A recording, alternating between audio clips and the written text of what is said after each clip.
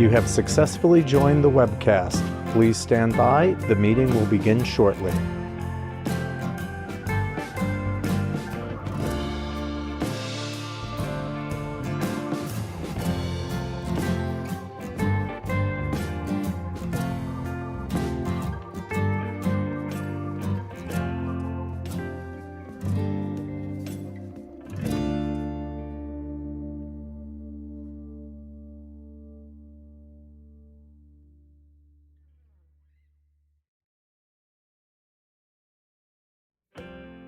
You have successfully joined the webcast. Please stand by. The meeting will begin shortly.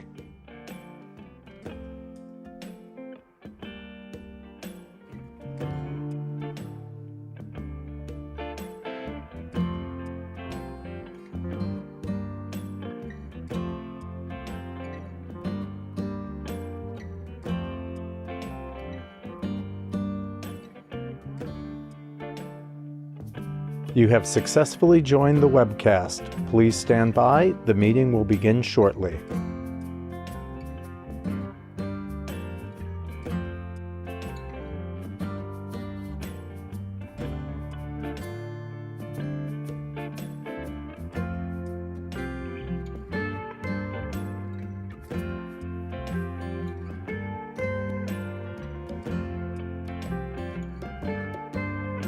You have successfully joined the webcast. Please stand by. The meeting will begin shortly.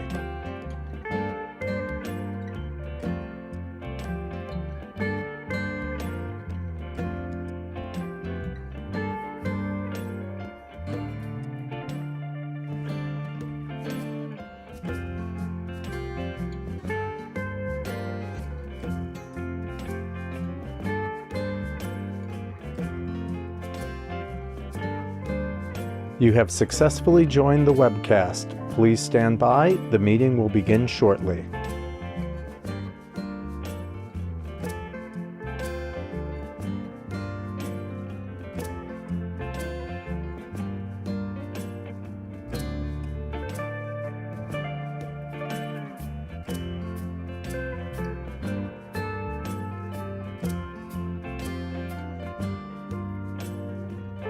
You have successfully joined the webcast. Please stand by. The meeting will begin shortly.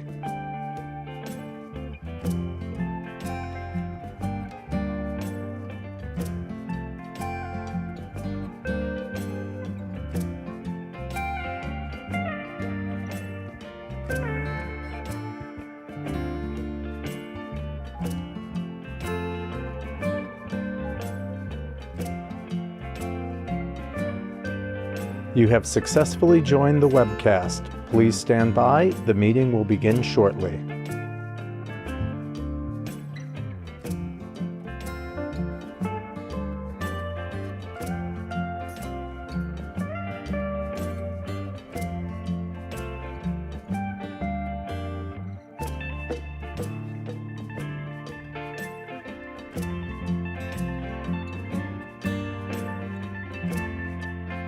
You have successfully joined the webcast. Please stand by. The meeting will begin shortly.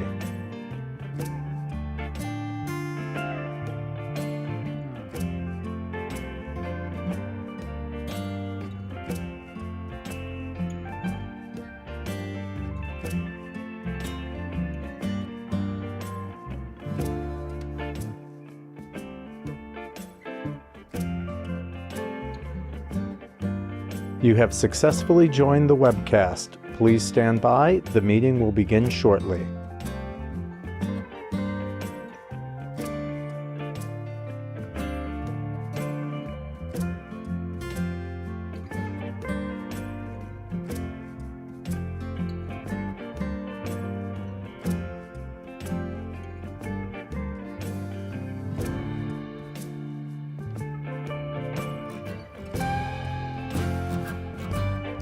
You have successfully joined the webcast. Please stand by. The meeting will begin shortly.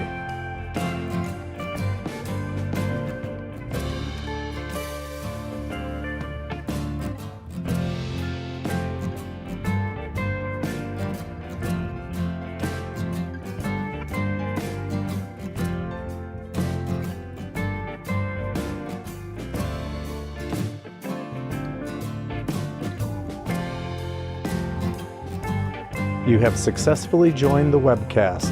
Please stand by. The meeting will begin shortly.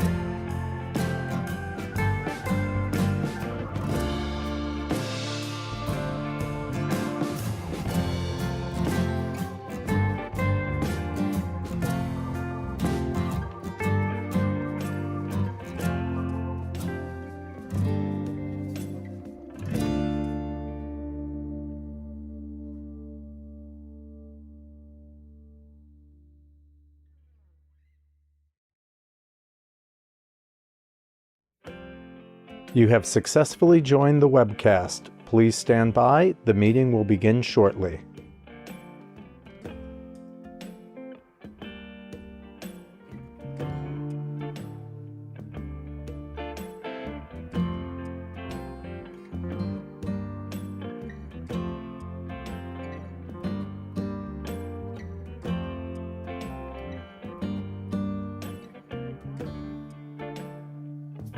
You have successfully joined the webcast. Please stand by. The meeting will begin shortly.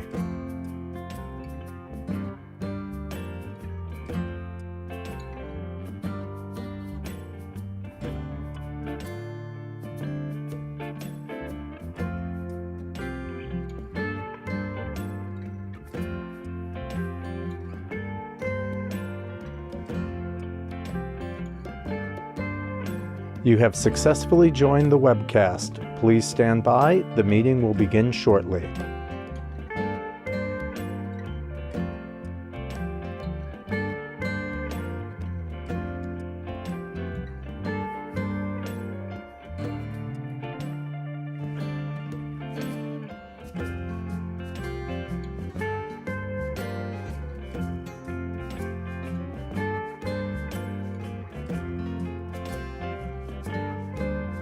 You have successfully joined the webcast. Please stand by. The meeting will begin shortly.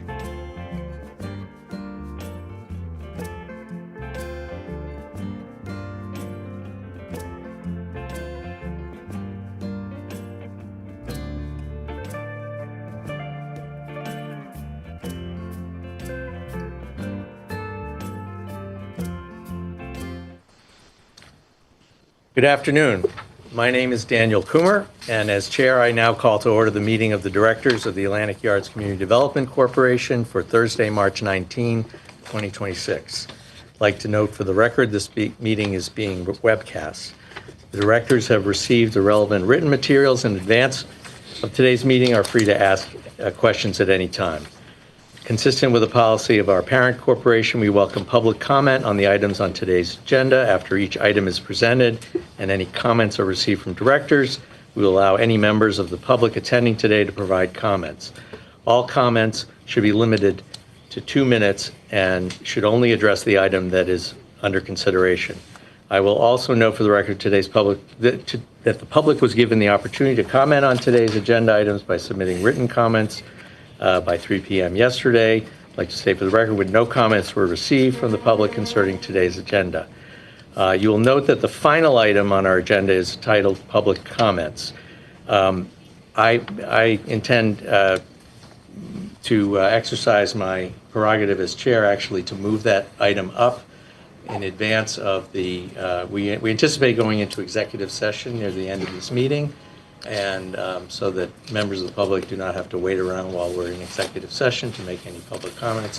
I'm going to move that item up at that time. I don't know if there's anyone here who intends to make comments. They can make themselves known to me at some point during the meeting if they wish, but we'll at least give an opportunity at that time. And after we come out of executive session, before we close, if people have stuck around and want to make comments, there will be another opportunity then, assuming we have time and have not been thrown out by our landlord here.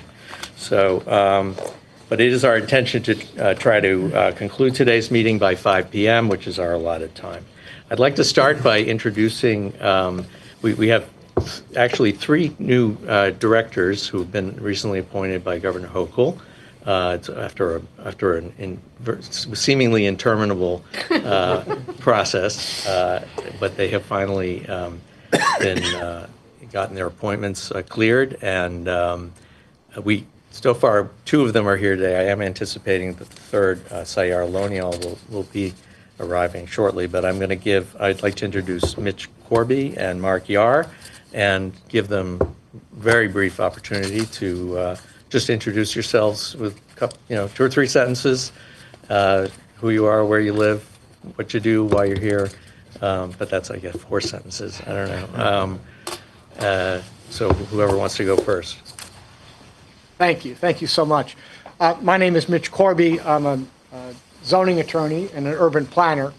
Been in this space for many years and know some of you from a distant past when I was with the City Planning Department's Brooklyn Division back in the early 1990s, which for me doesn't seem like that long ago. You're quite right that it took a while for this to happen.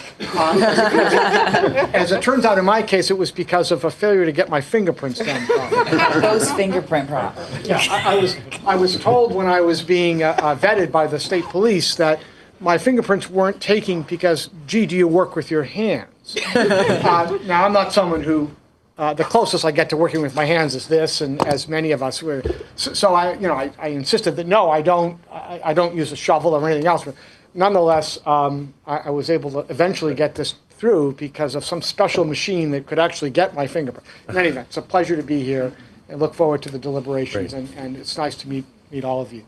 Mark?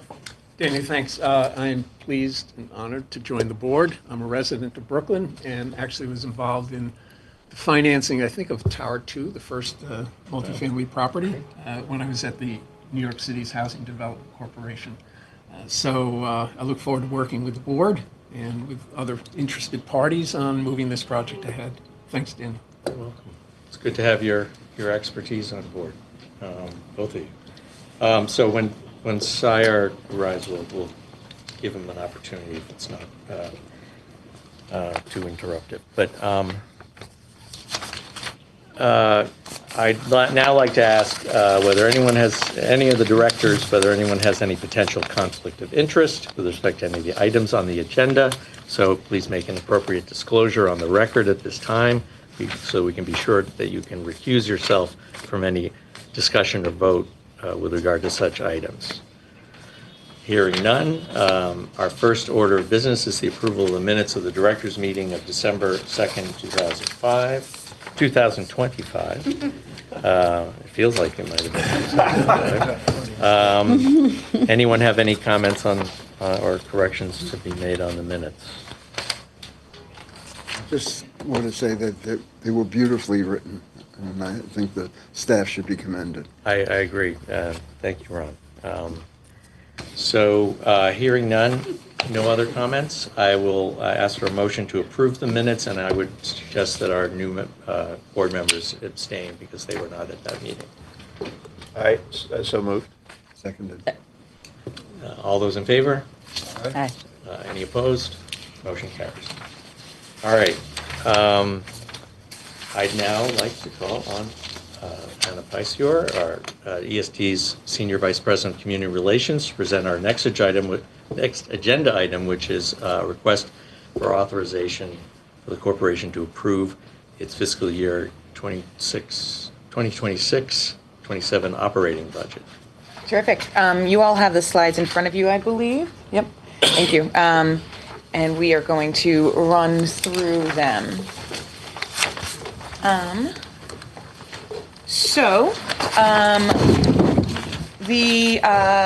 Yeah, slides aren't up.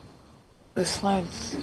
Oh, I have to share my screen. I apologize. This is Okay. This is on me. I have to share my screen. Sorry. Do you mind? Do you have any? I apologize. Right, 1 second. I apologize.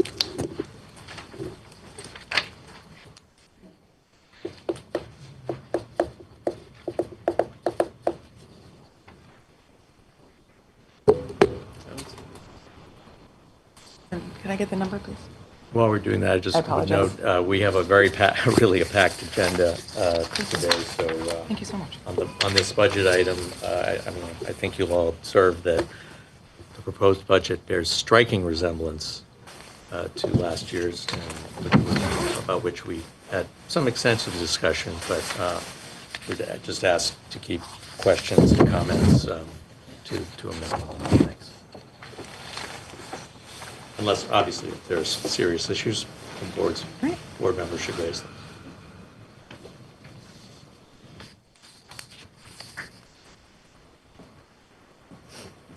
I apologize.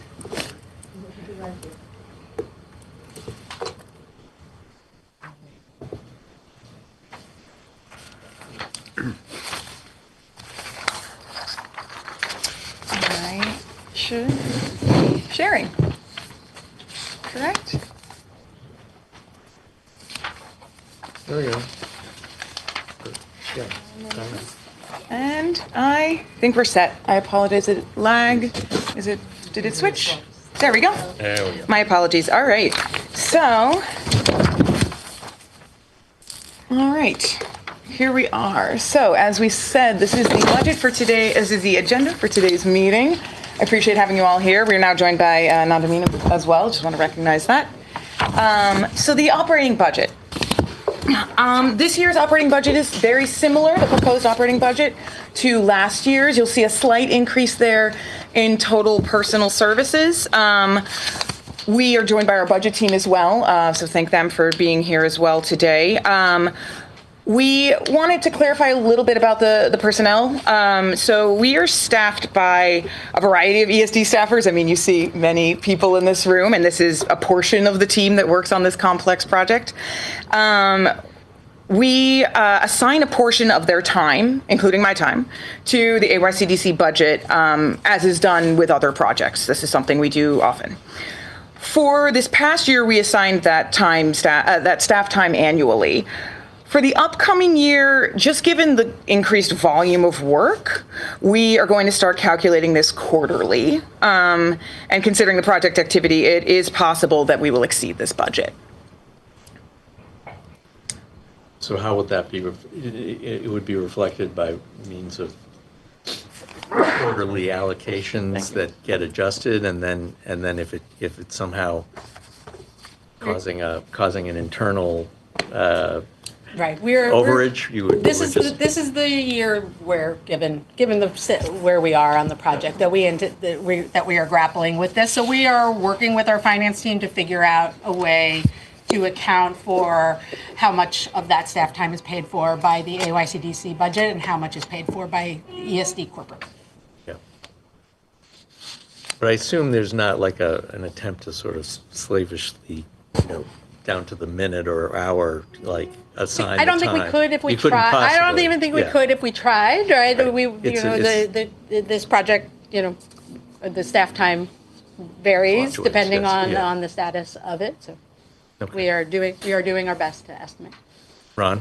Yeah, I was going to, before I knew that Mark was on the board, suggest that we hire someone or set aside money to hire someone who could advise us on the financial analysis, because to a great extent, that's going to be a major element that this board's going to have to look at. And I think having that independent voice is the real, independent analysis is really critical. I mean, Mark brings that to the board, but I think I'm glad it'd be to great to this have a expertise. consultant that could report as well. I have requested that we receive at least a presentation from the outside consultant that the agency has hired, so that we can get an understanding of that analysis, and which we might be able to do in a future executive session. It won't be. That's won't an be for today. independent outside consultant. I understand that you're seeking independent, and that's something that's been a perennial issue. It's been raised. Let's just say it's not in this budget, but we can address it in the future. Yeah. I just want to support Ron's suggestion that we have a budget for an independent consultant for financial analysis. This has been something that's come up in many previous board meetings where the budgets have been reviewed, and the answer has generally been, well, we're not at the stage of the project where we really know enough to do that. I think that argument would not be possible to make at this moment. I think we're exactly at the stage of the project where we need that type of. Or will very, very soon be. Yes. Yeah, so I would like to ask that we do make provision for that at this point, at least in some respect. So we're not told later that there is no budget available for that type of work. Is there a possibility of putting a placeholder in this one? I mean, this budget represents the funding that's available for this project. ESD corporate has funded the additional consultant that Right. we have retained for that. So we are funding an outside consultant for that, as Daniel said, that we could get, that we can think about how we interact with this board. Could the board in some way interview who that consultant is? Well, we've already selected the consultant. They've been working with us for months to help us. And who is that consultant? It's BJH Consultants. And can the board receive a copy of the scope of work so we understand what's The scope of what we hired them for? correct? Let me think about that, and we will get back to you. Okay, well, in the event that either we determine the scope is not in line with the idea of having independent financial analysis to inform the board's advisory role, I would like to suggest that we do add provision for the board to retain professional resources for that purpose. And I would move to adopt this budget, but with the stipulation that should the board decide that additional resources are necessary, we'll have the ability to increase the budget to fund them. Well, a friendly amendment, would you make your motion that we seek to increase them? We will have an opportunity to seek to increase them. We can't guarantee, obviously, agency funding decisions, and it also depends in part on what some of the staff. expenses the developer might Right, agree that's to. still money, right? That's still money, Yeah. right? I mean, and as we all know, these expenses are, often borne by the incumbent developer, and so it would require discussions with them as well.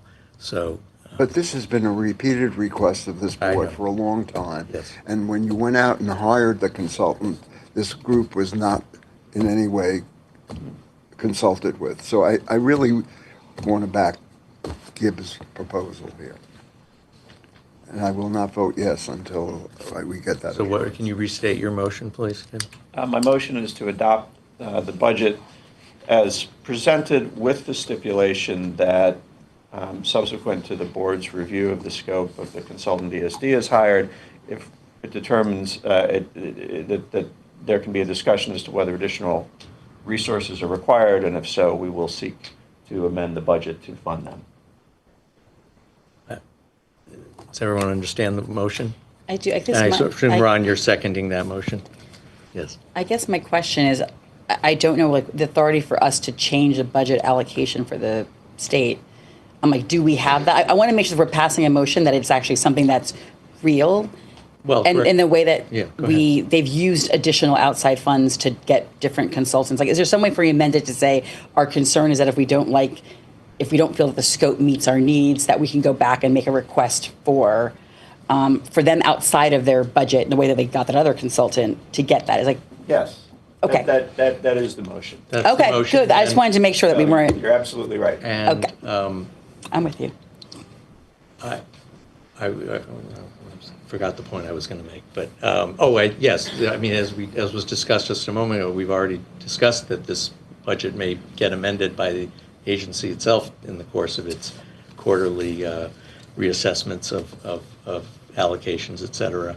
So it is a fluid process. In which case, we would vote on such Yes. amendments.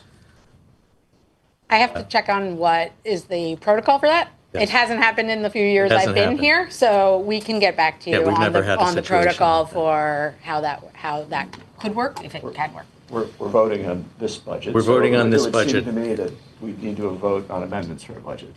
That would seem to flow, yes. So I'll ask for a vote on this motion. All those in favor? Okay. I'm going to abstain. We're going to abstain. Okay. And all opposed? Are you voting for? Yeah, For the motion? Okay, I think the motion carries. I'm, note my abstention as chair for the record. So I guess we passed the budget, at least subject to those stipulations. I think the next item is to talk about the public workshops and that were conducted and the draft community engagement report. Sorry, one just quick second. Is that resolution count as a vote of approving? I'm worried. Approving this budget. So I'm approving this budget subject to that Okay. stipulation. I just wanted to make sure. I didn't want to reconvene Got us. it. That was the motion, and it carried. Don't want to have to call you back, all back. Yes, And thank subject you. to- yeah, subject to any amendments that, Because- yes. Got it, great. Yes. Got it. Thank you. So I think maybe what we should just plan is, maybe the next quarter, whenever we come up for a regular quarterly meeting, we maybe build in a few minutes. We for will bu- get back to you a on budget what that up- budget process, budget update. what that budget A budget process update would look like. item, Yep. yeah. For sure. Okay. All right. Well, Did we have a community engagement process? did we? Oh my goodness. All right. So the workshops. Thank you all who came out to the workshops that we held, who helped spread the word about the workshops, who helped spread the word about the survey, who filled out the survey. We really appreciated you and the elected officials and the community boards and the organizations that helped spread the word about it, instrumental to the process. We had about 330 something unique attendees at the workshop, so a few of those people listed there were repeats, but we also welcome that. We were excited to have hundreds of people show up in person, even though it was quite cold, or show up online during their busy lives, and we don't take for granted people's time and really do appreciate it. As well as nearly 600 people filling out the online survey, which if you filled it out, it was not brief. So 600 or almost nearly 600 people taking the time was also deeply appreciated. So thank you again. What we did was take the information that we gathered, and thank you for your patience as we went through it methodically. We went ahead and put online all of the answers to the ranked or multiple choice questions. They're in a very lengthy PDF if you'd like some light weekend reading. And we, in the interest of transparency, we put those online. But we also we recognized that people don't have the time to go through every question one by one. So we worked with our consultants at CARP Strategies and went through and gathered from the data what the key takeaways were in the report. We have a printed out version of the report here for your perusal, but we wanted to run through the key takeaways here. Affordability. So obviously, and not surprisingly, affordability was a top of mind issue in the room and issue of import to the community. We thought it was important to start off the takeaways with this issue. We found a range of opinions. Consistently, people cared that there are affordable units at Atlantic Yards. That was a clear message. Also, consistently, people were eager to see 2+ bedrooms, family-size units, consistent throughout. There was varying opinions, which divided somewhat between the workshop and survey, but also varying opinions within each of them, where the survey participants, you see, favored middle income, a moderate middle income, and then there was a slight preference in the public workshops for lower income. That said, I would say to you all, as a state employee who cares about, what are we learning from this, my takeaway would be, we're hearing loud and clear that people want affordability, are going to hold us to how many units in this project that have yet to be built will be affordable, and that people are passionate about what those affordability levels are, including some who are calling for very low income and some who are more comfortable with a moderate. Anna, could you just break out quickly? So this 57%, which is moderate middle, roughly what AMI tiers does that cover? We used the HPD AMI levels, which Like 80 to 130. Yeah, and we did, in the survey, we did put the No, key it's lit- for the does it- AMI levels because we didn't presume. Lower than that? No, yeah, moderate is 80 to 120 AMI, and middle is 120 to 160. Okay. And we did list them on the survey, so we didn't want to, anyone to be confused what they were In our survey, selecting. we capped it at 130 though because Yes, we that's did, been a 'cause we- ongoing And the low is, Exactly. and the low is, the low would be like 50 to 80 or 70. I think. okay. All right, go ahead. Sorry, I'm sorry, go ahead. I'll hold my comments. No, no. No, it's fine, I'll. That was just a question, since we were on that page. Okay. On that issue, however, at the table, a lot of the people did not really know or acknowledge what those limits are. It's a very vague, it's still a very vague term. So we have to be very careful about drawing absolute conclusions from what was said around the table. And I Affordability is, And I would say I should also add that we take very seriously the results of this report, and it is hundreds of opinions that were thoughtfully given. We also recognize that not every, it's impossible to capture literally everyone. So to emphasize what Ron is saying, we are we are still continuing the engagement process, and I'll speak a little bit more to that. And we continue to ask that you help us spread the word as we have ongoing engagement, because we do care what was said here, but it is not everyone. Right. Drew, I'm sorry, I didn't call on you earlier when you asked. You have something you want to say now? Yes. So I know when we talk about the AMIs, and again, when we put it for the purpose of the community, when we're saying 60%, 80%, X, Y, Z, the community has no understanding of what that actually is. So most of the time, and especially in those community hearings, folks are like, well, what does that mean? How much am I going to be paying in rent? And it's like, well, how much is your income?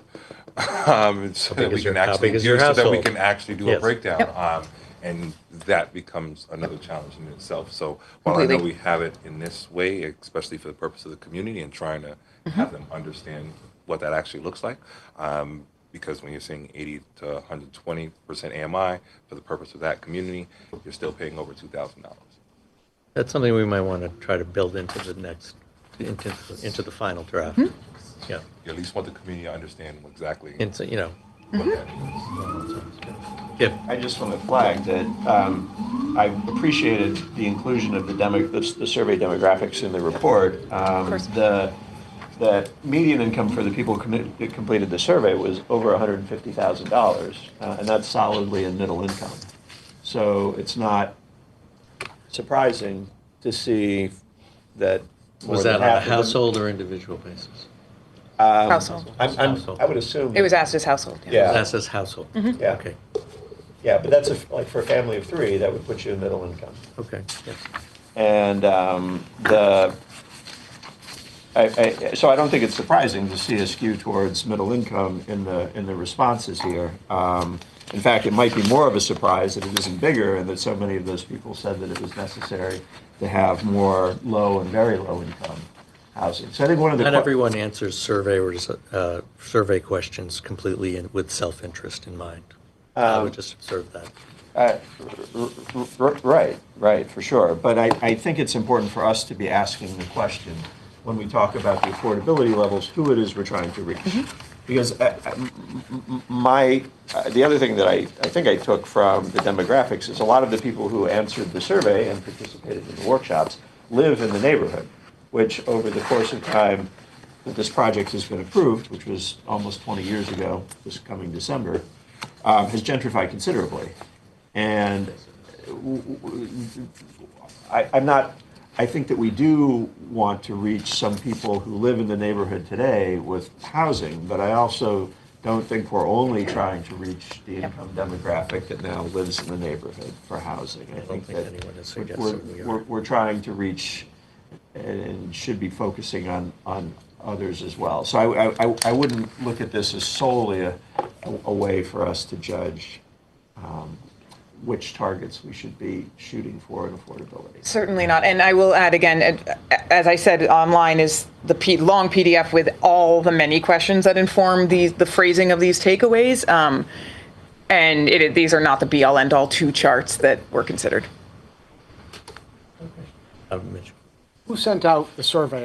Electeds and others? Electeds helped spread the word. I believe the community boards did. Some neighborhood associations, I believe, did. Advocacy group, I saw as well, maybe one or two. We did social media. Once we had registrants, we also made sure they had it as well. So registrants from past meetings, things like that. We mentioned it at the meetings as well. So hopefully they spread the word. It does seem like a large number of responses, just in terms of how they No, surveyed. it was widely disseminated. I think an elected or two did a social media post. With a good number of nagging reminders. Oh, yeah, sorry about that. And an extension. Do we know? And an extension, and we extended it, that's right. As you extended. As we added the workshop, we extended it to match. We have to remember that the original proposal had a commitment made to low-income communities. They're the ones who advocated for it. Acorn and a number of other groups within the community. And a commitment was made to them. So far, that commitment has not even been met in the number of units that have been built to date. And what's occurred, and as Gibbs pointed out, the low-income community in Brooklyn has increased over that period of time by 25 to 30% in their income.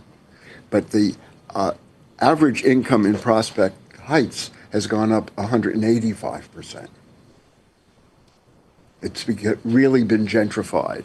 And that's between 2015 and 2025 only, if my figures are correct. And so the disparities in income have grown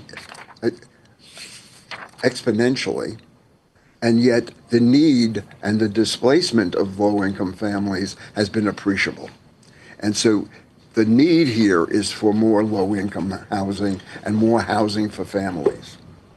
And if we don't include that in the analysis and in the presentation to the community, we're getting a distorted perspective. Right.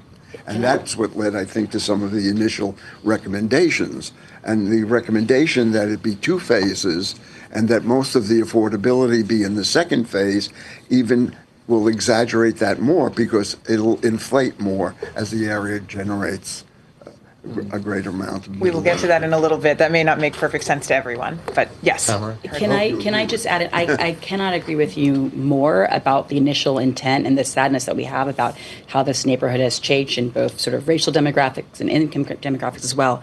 But I also, and I think it's important that we've got to hold, and this is the challenge of what is the mix, because I also don't think that the best community that I want for our neighborhood is to have this wide gap of difference as well. And so I do think what is the right tapestry that we want in our community that helps us bridge communities. So I think I completely hear you and I'm with you. And I think the challenge is for all of us is like how to get that right mix so that it is not the deepest, and then watching the exponentially how that sort of those top incomes skyrocket. Because It's the right mix for both the Atlantic Yards and the community as a whole. no, that's what I'm saying. But I think there's a piece in the middle for that, and I want to make sure that we don't get that lost.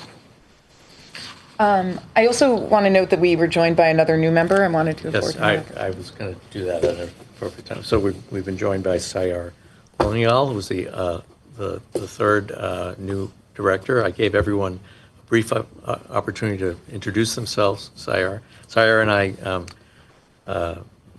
have the distinctive honor of having, or misery of having served as served as chair of Community Board 6. We have the scars to show for it. And Sayar, why don't you take a minute and Sure. just introduce yourself? Thank you so much, Daniel.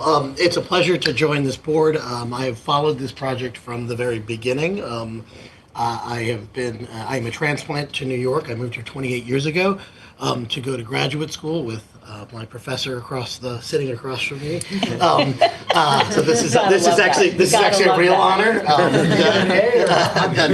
We won't discuss grades at this point. But I will say that I was the chair of Community Board 6. I've been a committed Brooklynite, the only place I've ever lived in the time that I've lived in New York. I work at NYU Tandon School of Engineering, which is the largest NYU stakeholder in Brooklyn. And I'm committed to seeing affordability of all levels. I think it's important to have the conversations about the levels that we're talking about here to represent the neighborhood, but I think this is a very large project that should be representative of all of New York. And I do want to say that I think that we need to ensure that there's affordability for all New Yorkers, but not just one swath or not just another swath. We need to build this properly. So I'm looking forward to working with all of you and learning from a lot of you, and hopefully seeing this project to fulfill what it's meant to do, and really getting it across the finish line. Great. So thanks. Thank you, sir. That's right. Thank you. Anna? Yep. All right. So one of the other key takeaways was streetscape. We asked this with any project, and sometimes we get answers that are, more about noise and things like that. Here it was united, and not necessarily surprising to those of you who have walked around the site. It was people don't feel very safe, comfortable, and it doesn't feel green. We heard consistently concerns about crosswalks, sidewalks, and trees. We understand that, and we actually already had the opportunity to bring that to the Brooklyn DOT office. I think the findings here help them as they're already doing work in the Atlantic Yards, Dean, Flatbush area. We also are aware that it will be incumbent on us to make sure that the portions that are designed reflect the priorities from the community. But also some of it is under the auspices of DOT, and then some of it will try to be coordinating with the new construction for AIM-UP, et cetera, other neighbors. So it's multi-pronged how to get there, but we heard loud and clear what the mission was. And it wasn't that shocking, I think. Okay, open space? Open space. Everyone loves open space generally. I mean, as we do. It was interesting to hear that there was a comfort in trading when given the question to prefer higher density if it meant more open space. We'd seen that presentation from the development team, which demonstrated what that looked like potentially with the additional acre and the park. It came back to greenery. People made clear as well they don't want something like they're concerned it would be a concrete site. They're concerned that it would be more of like a plaza than a proper park. And we heard that and have been sharing that as well. Except that I must say that whether it was intentional or unintentional, that was a very distorted perspective. Because you can have the same square footage or acreage of an open space, and if you have a 5-story set of buildings surrounding you, it feels one way. If you have 25-story buildings surrounding it, it has a different emotional and actual impact. And if you go to 55 or 65 stories, it then becomes infinitesimal. And I drew a little sketch to myself, and you take a 1/2 inch and you draw around it a low-rise building, and you take a tall-rise building and you ask somebody which horizontal is larger, they'll say that is. And the reality is that the perception changes dramatically. And that was not an option that was in any way pictured. The spaces in Brooklyn they talked about were built areas and parks that had low-rise housing around it. So if you have a situation where you have 60 and 70-story buildings, it'll be much more equivalent to an open space in Hudson Yards than it will be anything we can find in Brooklyn. So I think we really have to, when we engage people, you have to engage them with the options, the true options that are available. Right. We didn't, I would say we didn't try to hide the ball on that. We had a diagram that intentionally showed, it gets taller and taller, and they were pretty strikingly tall relative to, the tree scale. Yeah, but it was one side. I see. All right? It wasn't the cube. It wasn't the walls and the ceiling. And the ceiling here of the sky really becomes dramatically shortened when you build high-rise buildings. The wind tunnel effects, the shadow effects, but all of those things have to be studied. And certainly are part of EIS. Yep. I don't want to teach a course in urban design.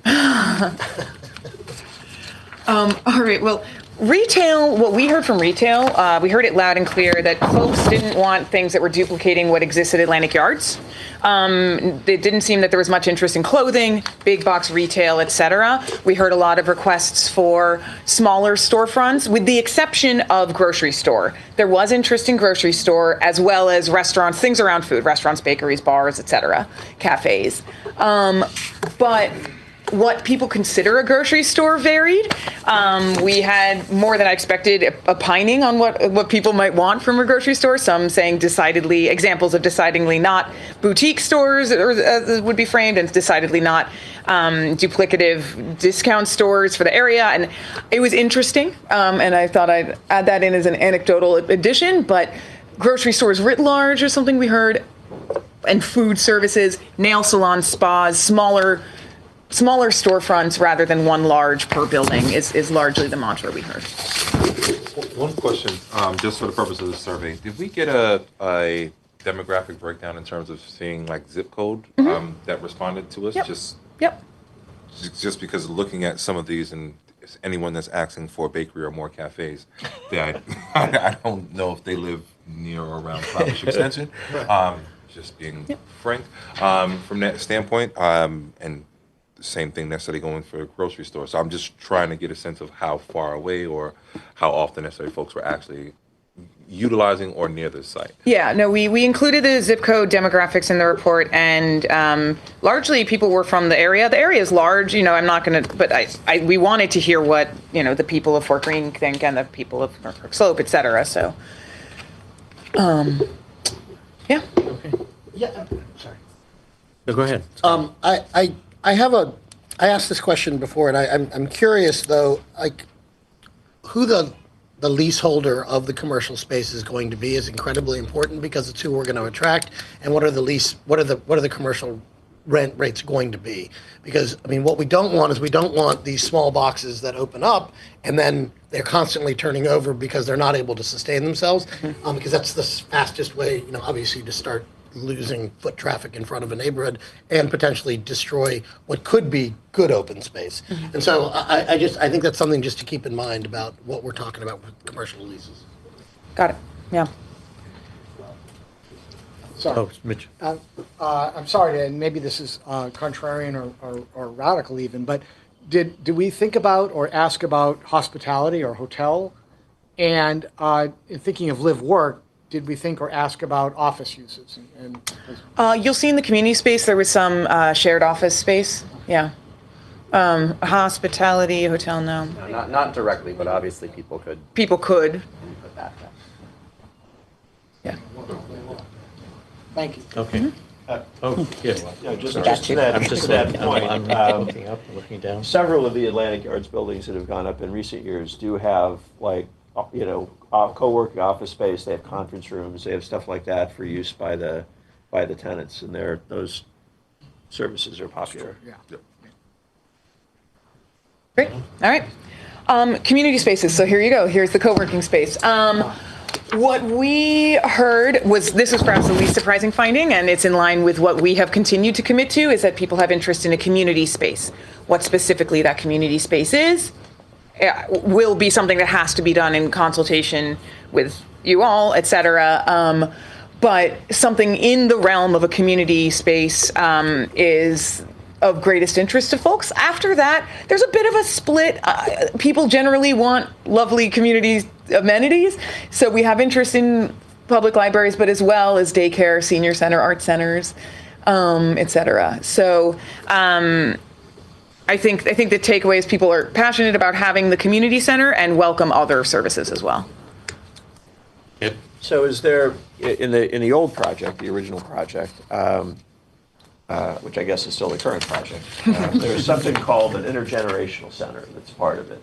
Are we making changes to those kinds of commitments that were made in the original project, or are those still assumed to be good? We have been operating under the assumption that we're going to talk about those commitments, but we have been assuming an intergenerational center would be part. Okay. And again, I know this is, I'm sorry to raise this, but I feel compelled to do so. Another commitment was an indoor public gathering space known as the Urban Room. Is that? We're discussing how that could be incorporated, whether it can be incorporated and how it could be incorporated if we could go forward with it. Okay. It wouldn't be a true AYCDC meeting if the urban room wasn't mentioned at some point. True. We'll make it a drinking game. No comment. Not going to go there. Okay, Just one question. Yes, With the public spaces and things, just in that same line, in terms of just thinking about vendors or operators for those spaces too as well, just because I know that Community Board 8 is looking for space. And throwing that out there, because that is also necessarily one vendor that, you know that you'll get your. I would say Community Board 8 is well connected. I've had 3 people mention that they are seeking space, so I'm impressed. That's exactly the kind of spaces that are needed for large, No, large heard, meetings. absolutely And heard. we want to hear more of this, more about, we're taking this very seriously, the community facility part of this. So, We want to yes. hear more from everybody. But it's now also been said on the record. You're something to make our developer out of it as well. So. Okay, just generally infrastructure. Infrastructure. So what's interesting on this one to me is sometimes we ask people, what do you care about infrastructure?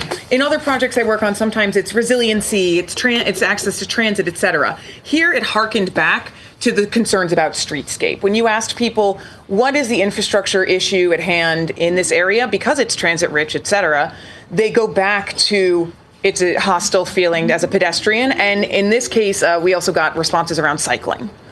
But writ large, street design, sidewalk design, crosswalk design, et cetera, was the complaint. So here I would just point out that this neighborhood has gotten a bunch of infrastructure, or several prominent infrastructure projects over the last couple of years, mostly large water and sewer replacements. One of them on Dean Street that specifically was done to accommodate the buildings on Block 1129 at Atlantic Yards, which somehow managed to be built without sufficient sewer capacity in the street. That had to be put in a hurry later. So when I think of infrastructure, having seen water back up in the streets in our neighborhood over the last several years while these projects are going on, I definitely think about water and sewer and stormwater. And so whatever we do, for the remainder of the project, I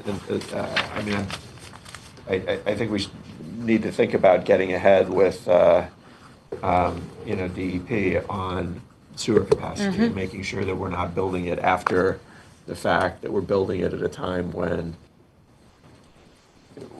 it can grow, the project will grow into it. Right. Yeah. With the rise in flash floods. It's not the kind of and- thing that necessarily people think about when they're doing a survey like this. Yeah, I was told during at the beginning of the Dean Street project, the guy who was a community liaison for DDC told me the sewer is about to blow up. Yeesh. Well, that raises. Not happy image. That sorry, raises go the ahead. point that with the additional number of units that are being proposed, which are significant, what will be the impact on the existing infrastructure? Is the carrying capacity there for this new development? And that is a kind of analysis that really has to be done carefully. Yeah, I'm not sure where the sewer that's going to service the buildings on 1120 and 1121 is, but if it's on Atlantic Avenue, it's going to be a monster of a project to try to do, so something to think about in advance. And its impact on Gowanus. Sorry, in this regard, is there a consultant for the EIS? Where do we stand on the? Do we have a KRF on board for that? Yeah, yes, we went to the ESD board to approve a KRF. We did the original EIS for this. You know their reputation. They did the original EIS since they have the most specialized knowledge of this project and complexity. Okay. This is the final takeaway. I know this is of great import to the board as well. The final takeaway is accountability. We thought it was important to put here in writing that all of these priorities are well and good, but it's about the execution as well, and the accountability and the transparency as we're executing. We wanted to put here that ESD and the development team are committed. There are people who've been involved in this project for a very long time, including some in this room, and we want to say out loud and in writing that accountability is heard as a demand and is something we really actually value as well. Okay. All right. Continued engagement. So we are also wanting to put down here that this is not the end of engagement. We are not going to disappear and then suddenly come out with DEIS, and you'll wonder what happened in the meantime. We are remaining committed to being available and transparent as possible, considering the scope and the implications and all of the negotiations involved in a project of this size. Over the coming months, we are going to make sure that the public has an opportunity to review the proposed project laid out in greater detail. We recognize what has been presented so far is more conceptual. And we will be going to community organizations proactively, and I ask that you send me and David Viana suggestions for organizations. We are considering the NYCHA tenant associations, the community boards, neighborhood associations, et cetera. But if you have groups that you think may be flying under the radar, please do send them our way as well. All right, and then this is a little more just visual on what that looks like. Just to all right. And then a reminder that tonight's public workshop is at 6:30. It's virtual. And we'll be talking to the public about the draft community engagement report if you didn't get enough Atlantic Arts today. I think there might be a call out missing from this slide, the one for the MOU. I think it's that. Let's talk that's about the MOU a little later, but. Okay. But wouldn't that be part of the conceptual project program? It feeds into the conceptual project. Well, that takes us sort of aptly to program updates. So what I'm going to pull up is it is what ESD currently is thinking about using as we're continuing our analysis and conversations with stakeholders, are a set of assumptions. Again, we're trying to bring to you in real time what our latest thinking is, considering the enormous impact of the community engagement report, as well as the real-time factors at the site and the considerations and conversations with the development team and yourselves. Based on our review thus far, the proposed overall unit count, the current approved total is 6,400 or so. The proposed overall unit count is to increase it by over 2,000 units, but to bring the total to not exceed 9,000 total. The proposed percentage of the not yet built units, we're currently thinking about breaking it into two phases. The first sites would be constructed with 25% of the rentals at an average of 60% AMI. And then the later sites would be a higher percentage of the rentals would be income restricted, but at a higher AMI, with the income restricted units not going above 120% AMI.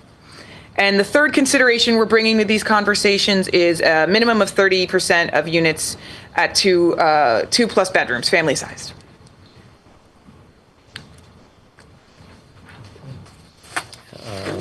Question. Yes. How many of the affordable units are left out of that breakdown? From the 2,250 that were originally committed, there's 876 remaining. Yep. And out of that 876, well, let me put it this way, will that number, how are you equating that to the 2,000 plus units that are going to be added to this site? That's 2,000 overall units, not just affordable. No, I know, but so out of that 2,000 units, it's only 800. It's 2,000 additional units. Sorry, that's I guess my question. So With the even additional units, will any of those how many of those additional units would be considered affordable? So if you think about, let's look at it as what's left to construct. Mm-hmm. So there's about 3,200 units that are built already. We're looking at up to 9,000 units. So the remaining units in all of phase 2 are up to 5,800 units. And so what this is saying is that in the first phase of the project, which would be the sites that are built on land, we're committing to a 45x level of affordability here, which is the 25% at an average of 60% of AMI. Now, the later phases, or later buildings, let's call them, this is an ongoing conversation that we're having with the development team. But both, again, here acknowledging that there'd be more affordable units, so more than 25% in those later buildings, but potentially at a higher average of AMI than 60. I get that, but more so it's still not telling me how many units will that end up. Because we don't know yet. They don't Because we know, don't know. and also, Aren't we still on remember, the- it's not just a unit count issue. It's this many- overall project yes, affordability. yes. is not just getting that portion of it. It certainly would be above the 876 if that's Yes. the It's It's going to be concern. above, right. it's The gonna be more, total of but- units would not be. If you increase lower the, than- if you increase the percentage of family-sized units, that affects the overall count as well. So So we're only looking at single units for the- no. No. But it's Should just, be- it's should be not, I just want to 25%. try to get us away from a pure, unit count discussion. It's more complicated than that. Yeah. Go ahead, Kip. I just was wondering if you could break it down by income quartile rather than percentage of the AMI, so we really know who the families are that'll benefit. So you're well, if we say an average of 60% of AMI, right? Oh, you're saying what are the bands? Are you looking at bands? Oh, the bands. I Oh, want the okay. bands. Oh, yeah. So we don't have that. We're not there yet. We're But looking I at, think for it would be- 45x, it's an average of 60. I know, right? but I think one really has to we really have to target it now in order to correct the misallocation in the first phase and then in the subsequent two phases that you're proposing. This will be part of the continued conversation. But I think we should start talking about them, not just the percentage of AMI, but what are the income bands? And Yep. We Go hear ahead. you. my question is, which buildings are we talking about when we say the first sites to be constructed? Which lots are those?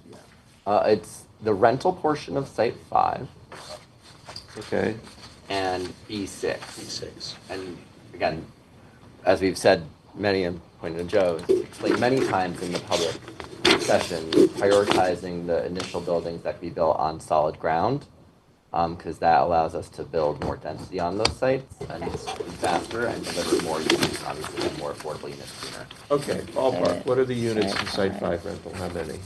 I think it's really a split. We say generally up to about 2,000 units between those two sites. So these two sites would generate 2,000. Up to, yeah. 2,000 units, of which 500 would be affordable. At 25%, at 60% AMI. Are we also aligning with MIH1 and 45X with 10% at 40% AMI? Our current discussions are around 45x, and so off the top of my head, I don't know if there's the 40% requirement in 45x. But again, I think as Arden said, this is part of the ongoing conversation. Okay, but that's 500 units.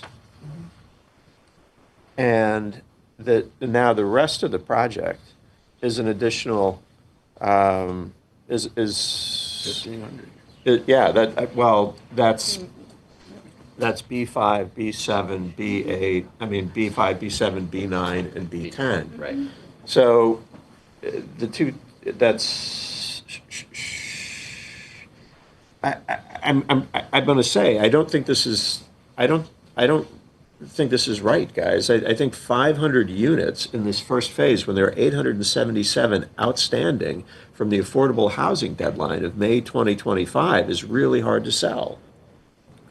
Okay. That, I don't know how we do that. You know, the state has made an agreement to not pursue the funds that would have compensated for the delay in affordable housing that could be used to accelerate 100% affordable projects that are part of AIM-UP and Gowanus.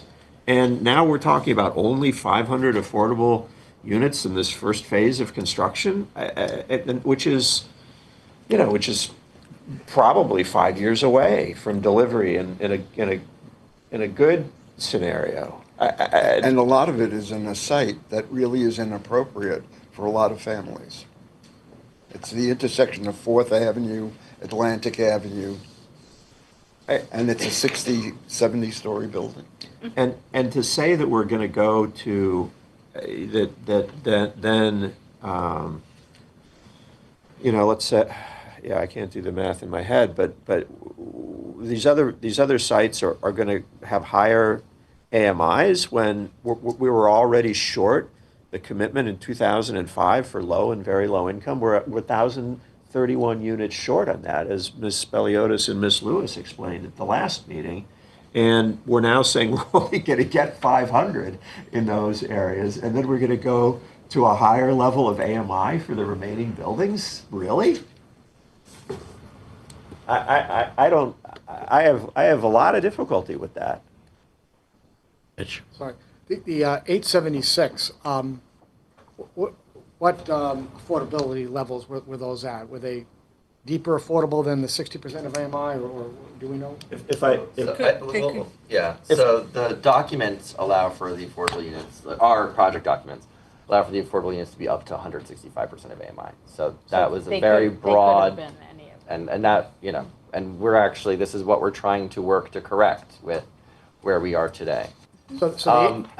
And then I know, just to comment on one thing, so Gib mentioned another number. There was also then a separate community benefits agreement that ESD wasn't party to. It was with the developer and Acorn that went into a little bit more detail on various levels of affordability, and focusing obviously more on deeper affordability. And let me say that separate MOU, which was a part of a private community benefit agreement, was specifically created, in my view, to insulate the developer from accountability to the state of New York, who was willing to sign an MDA that went up to 165% AMI. But that was the community commitment was for a much broader range of affordability levels as negotiated by Ms. Lewis and Ms. Speliotis, who were at the last meeting, as they informed us. As of today, we're 1,000 units, 1,031 units short of that. And effectively, and look, we can say that ESD wasn't a party to that agreement. That's, of course, true. But there's no question that that was used to merchandise this project. And the state decided not to make that a part of the MDA. And so I don't think there's a lot of cover in that. And I think that to say we're only going to deliver 500 units that go to low and low income affordability bands in the first phase of the project it's incredible to me. Let me say this. We're not saying there won't be low and low income units in the ones that have a higher average AMI. Right? It can have a higher average AMI and still be hitting some lower bands. That's why you need to show the band. I understand. Yeah, I think at this stage, what we need is a schedule that shows buildings, apartments, and unit sizes, affordability levels. This is very squishy. I find it. This is just what we're using to start the conversation, and your feedback is exactly what we're looking at. I appreciate that. I mean, the conversation, we're not exactly starting the conversation. This is March, and we knew in October that we had a development team starting this project. So I would like to say I don't think we're starting the conversation. We certainly wouldn't want to be sitting here in a meeting in June saying, we're just kind of starting the conversation. I also wouldn't want to be coming out with thinking without having some level of processing of the community input that we were getting. Right. We intentionally push this process out a little to do that community engagement, to have that inform the process. I think it'd be disingenuous if we came to you today with a bunch of income bands and saying this is what it is. We're done. No, but we have to start looking at it with real numbers behind it. And that's where we are. That's where we are at right. this moment. At this moment. Okay. Do you have anything further? Will we, I mean, I just am curious about the 867, correct? That is. 876. 876, sorry. I didn't say, But no, it's a higher number. It so that's matters, better. it matters. That's better.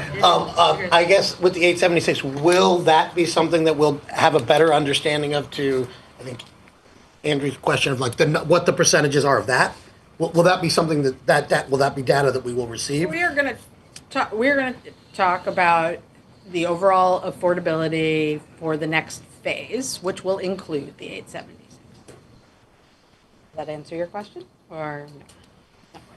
Well, I guess maybe, but I think the question that I think that you've raised is if in the next phase we're going to deliver 500 units at 25%, or 500 units, which is 25% of what's going to be constructed at 60% AMI. It would be good to have a coupling to know what has already been constructed and what AMI levels those had been constructed at, so that we could. I mean, that's really what I'm asking. It's like the 1,300 units will be blah blah and blah. Yeah. Right. We have what's been constructed, obviously, Right. what those AMIs are. And then as we continue conversations, we can put it all together and by AMI. Great. Yeah. But also, we are going to be constructing a lot more than 500 Yes. affordable units. Yes, No, I understand that. more than No, I understand. 876. Okay. I know this may be out of sequence, but I think we have to start thinking about the quality of the units as well as the quantitative analysis of those units. And so what kind of living conditions are we going to be providing, particularly those for affordable families, for families and the level of affordability? Are they going to be stored in 75-story buildings on a site that you can't even cross because it's so crowded?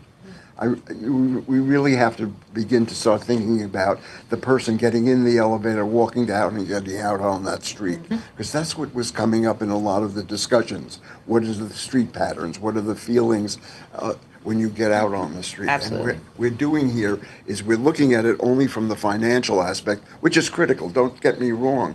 But unless we begin to think about the quality of the housing, maybe we should move it off-site. I mean, we really have to start thinking about that. Okay. I'll take one or two more comments at this stage, but we do have another phase of the meeting that we're trying to get to, but go Quickly ahead. add on to that. The 485X program and others like it do require amenities, and obviously that the amenities be shared, that the amenities be equal, and the finishes be equal. To Ron's point, that is obviously super important to the community and something we ought to be sensitive to. Absolutely. I'm going to add, okay, go ahead, Gib. I just wanted to make this a sort of a point of information for the new directors, not assuming that you already are aware of this, but prior to the new development team coming on board, the previous developer was operating under an agreement that all the projects affordable, 2,250 units, would be finished by May of 2025. And for all of the units that were incomplete, liquidated damages in the amount of $2,000 per unit per month would be assessed. So today, that assessment would be about, I believe we're up to about $17 million now. If we think about when these buildings would be ready, these first phase buildings, it's probably not sooner than 5 years from now. And I mean, we're at that point, approaching $120 million. That was there to be able to fund affordable housing in this part of Brooklyn. That was, let's say, held in abeyance pending an agreement on an MOU for this project. But now what we're talking about is we'd only have 500 units to apply against those 876 by 5 years out. And we'd be looking for another, I don't know how many years after that to come equal with the other 300. I mean, you see that the issue here. We've now departed considerably from the agreement that was made in 2014. And if this is really where we're going to go, I don't think I think the state has to revisit this idea that there is only $12 million liability for missing the original affordable housing deadline. And we have to do something. We have an obligation to do something more to be able to compensate, given how long this looks like it's going to take now.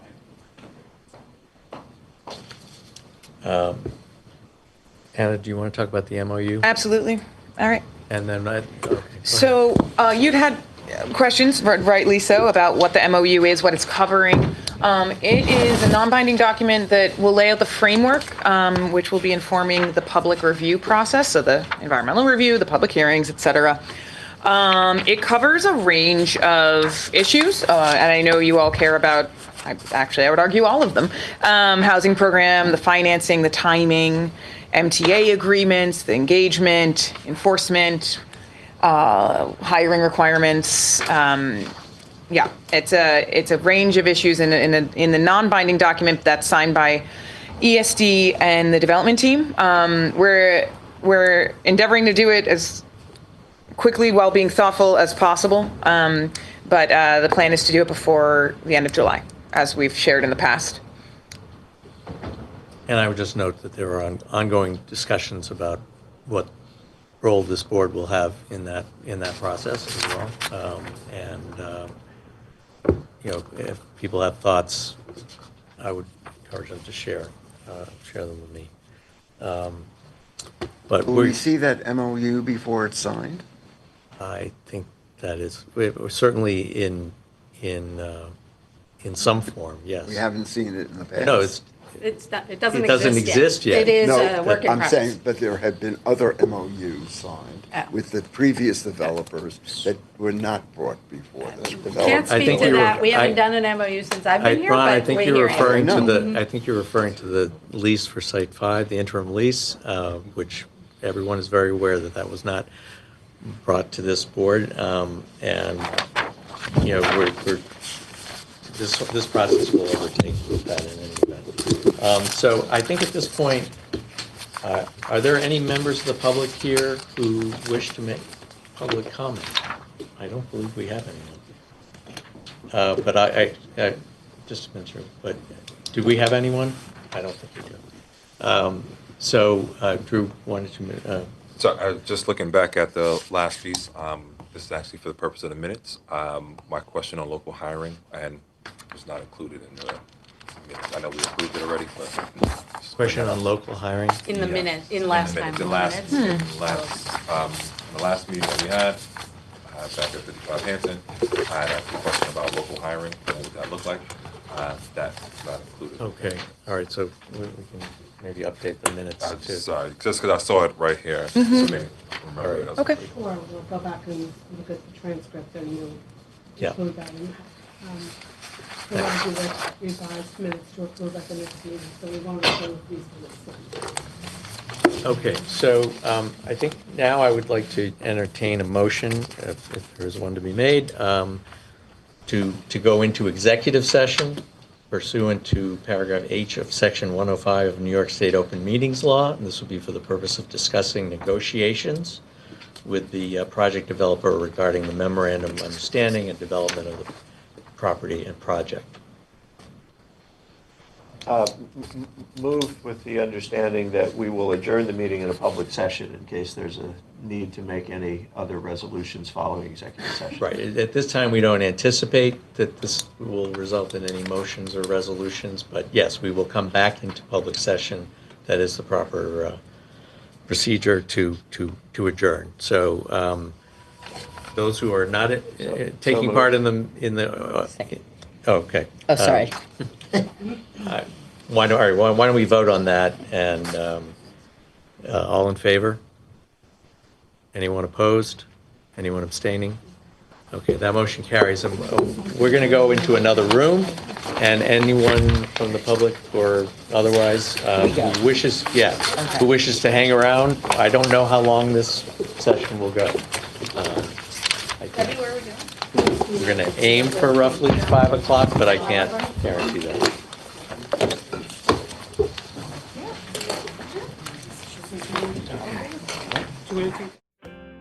The board has entered executive session. Please stand by. The meeting will resume when they return.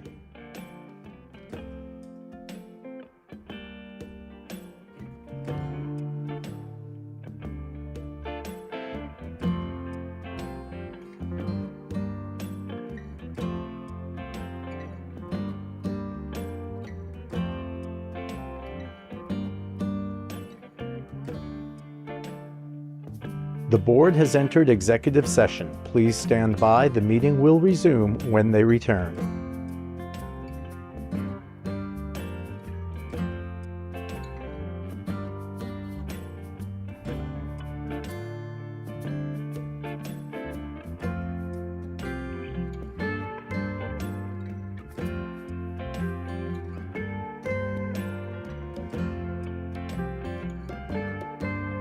The board has entered executive session. Please stand by. The meeting will resume when they return.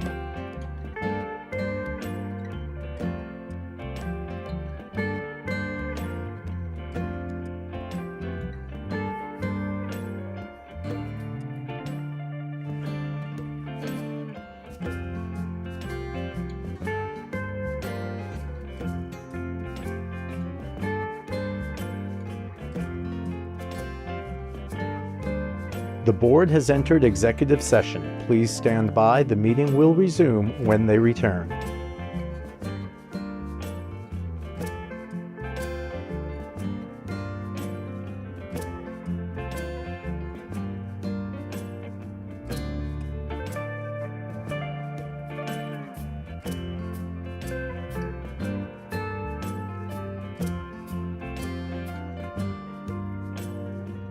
The board has entered executive session. Please stand by. The meeting will resume when they return.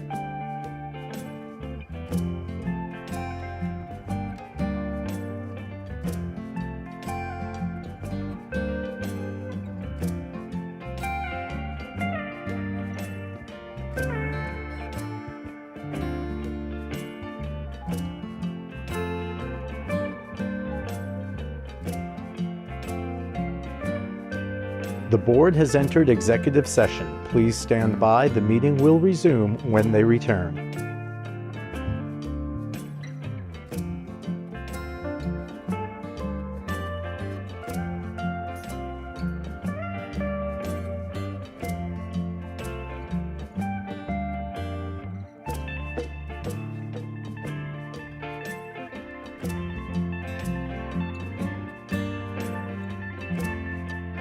The board has entered executive session. Please stand by. The meeting will resume when they return.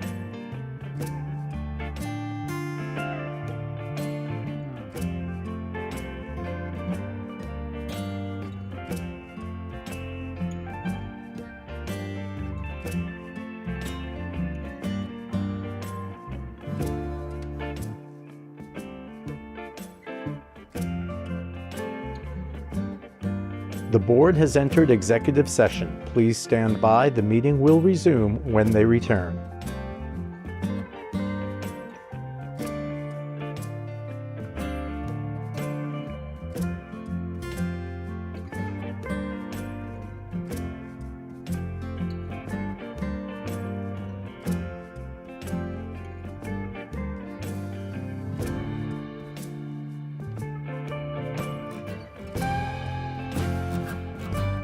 The board has entered executive session. Please stand by. The meeting will resume when they return.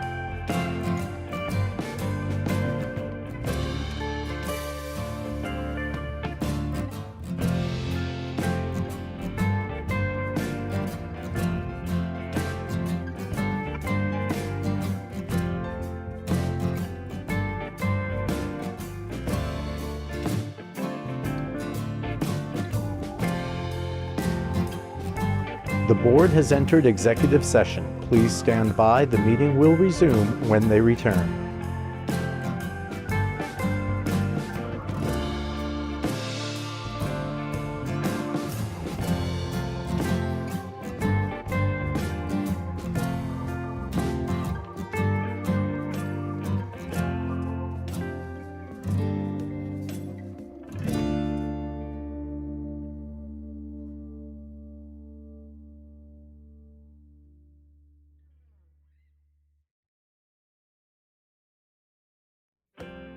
The board has entered executive session. Please stand by. The meeting will resume when they return.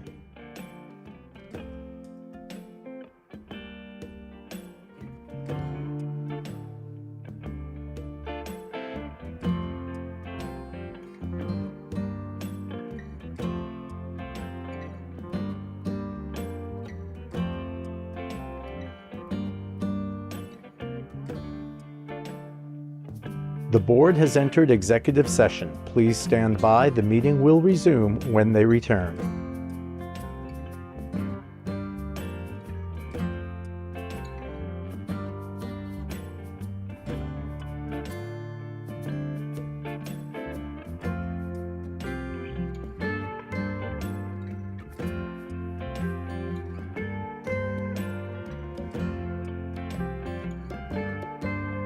The board has entered executive session. Please stand by. The meeting will resume when they return.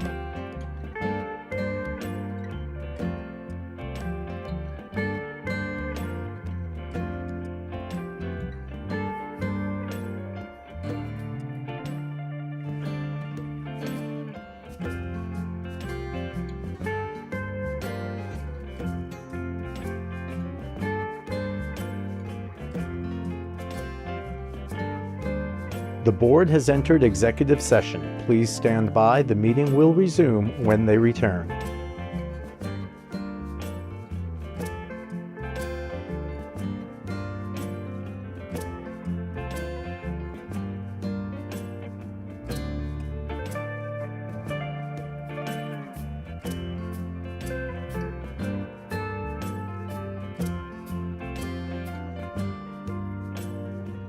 The board has entered executive session. Please stand by. The meeting will resume when they return.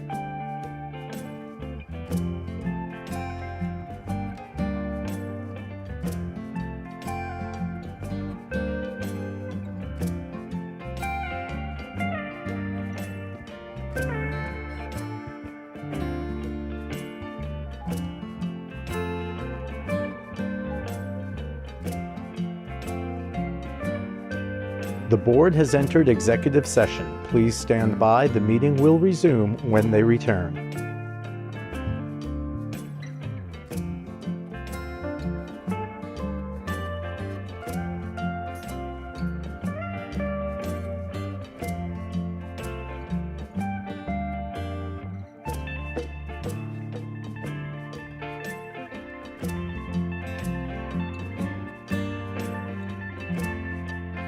The board has entered executive session. Please stand by. The meeting will resume when they return.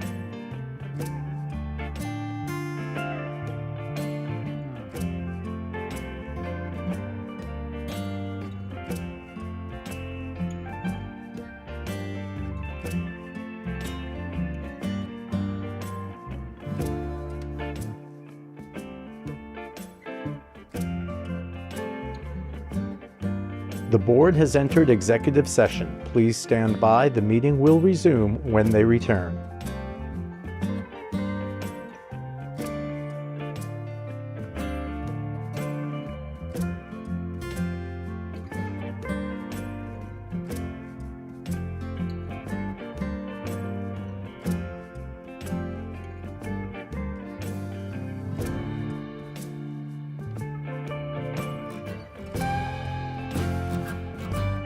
The board has entered executive session. Please stand by. The meeting will resume when they return.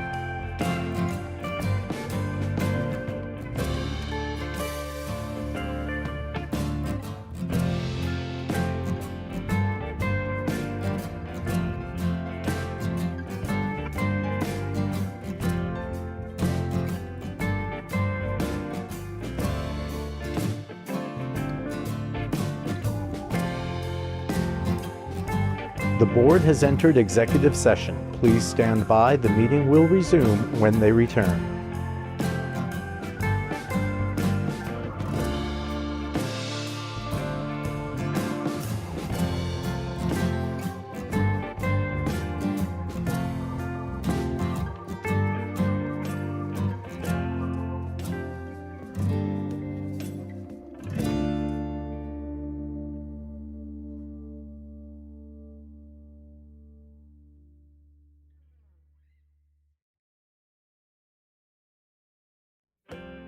The board has entered executive session. Please stand by. The meeting will resume when they return.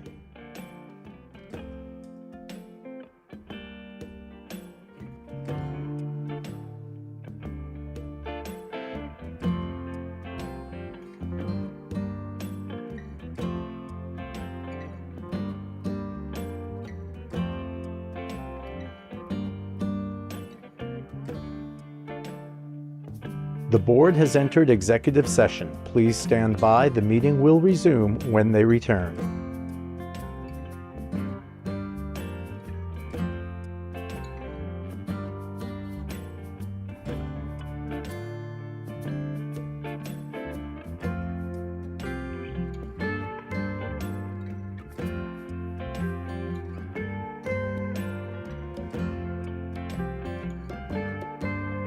The board has entered executive session. Please stand by. The meeting will resume when they return.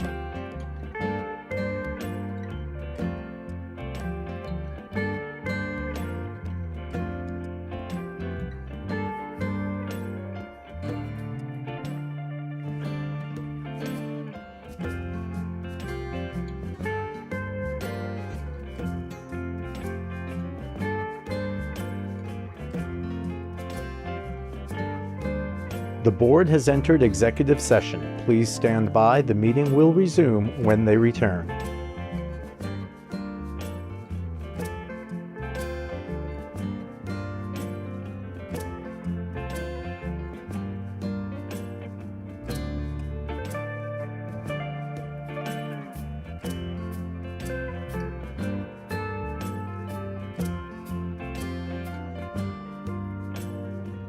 The board has entered executive session. Please stand by. The meeting will resume when they return.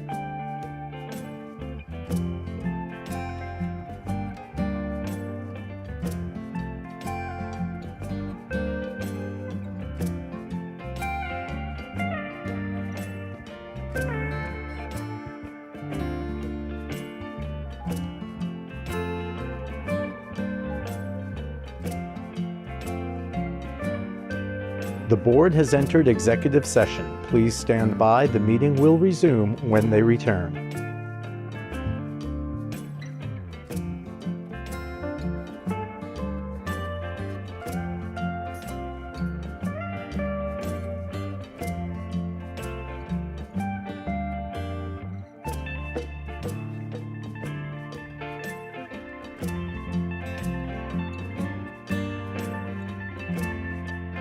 The board has entered executive session. Please stand by. The meeting will resume when they return.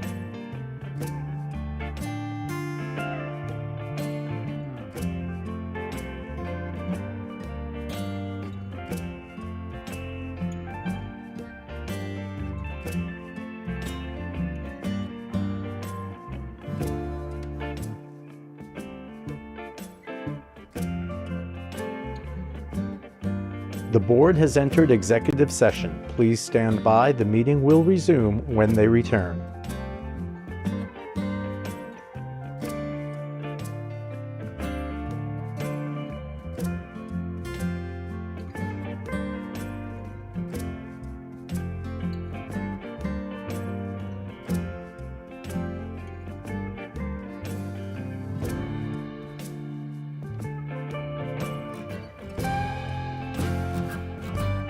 The board has entered executive session. Please stand by. The meeting will resume when they return.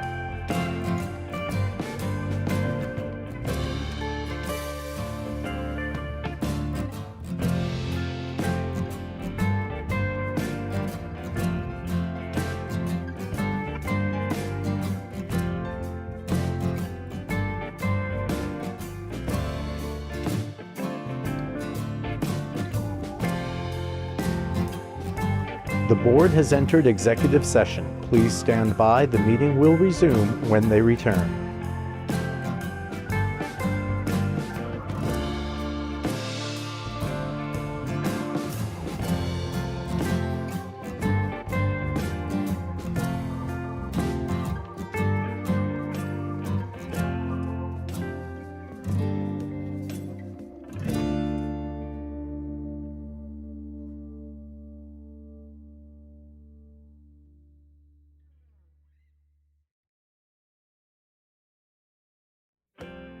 The board has entered executive session. Please stand by. The meeting will resume when they return.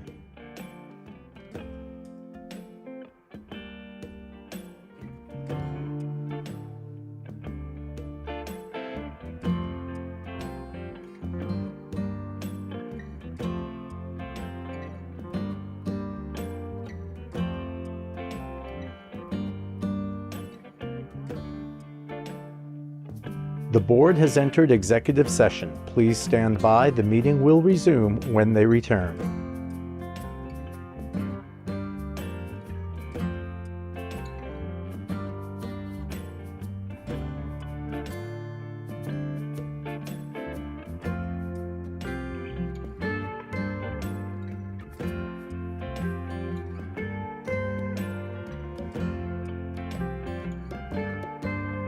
The board has entered executive session. Please stand by. The meeting will resume when they return.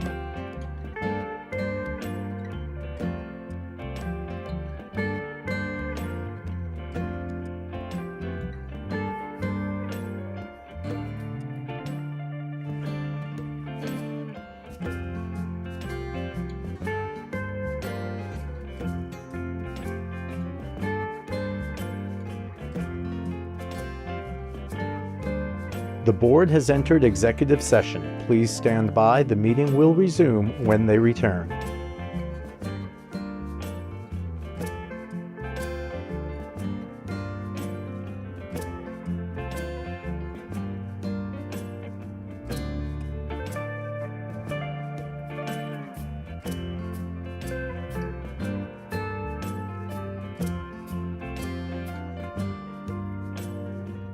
The board has entered executive session. Please stand by. The meeting will resume when they return.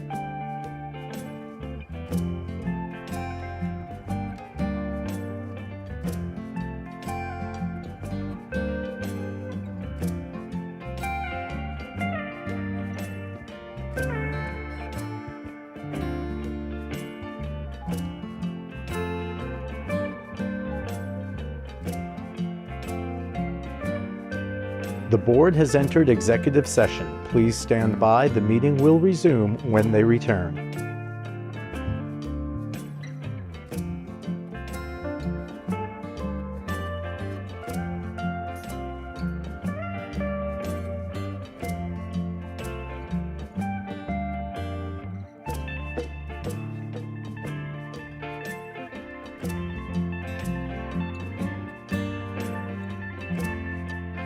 The board has entered executive session. Please stand by. The meeting will resume when they return.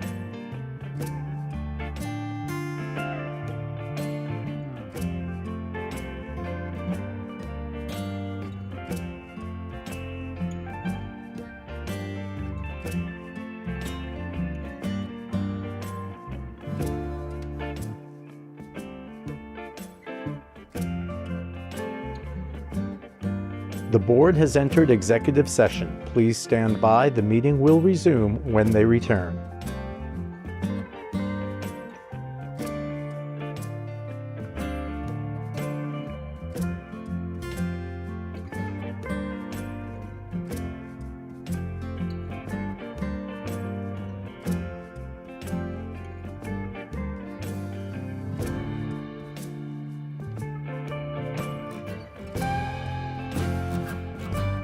The board has entered executive session. Please stand by. The meeting will resume when they return.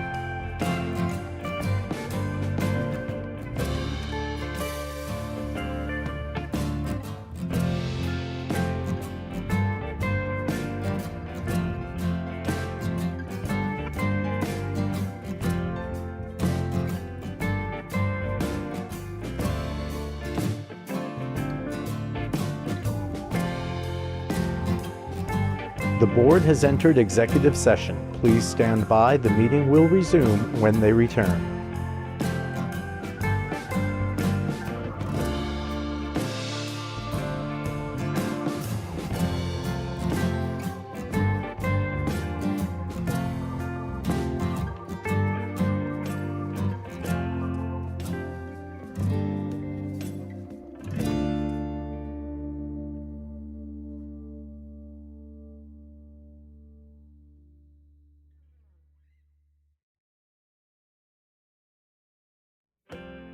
The board has entered executive session. Please stand by. The meeting will resume when they return.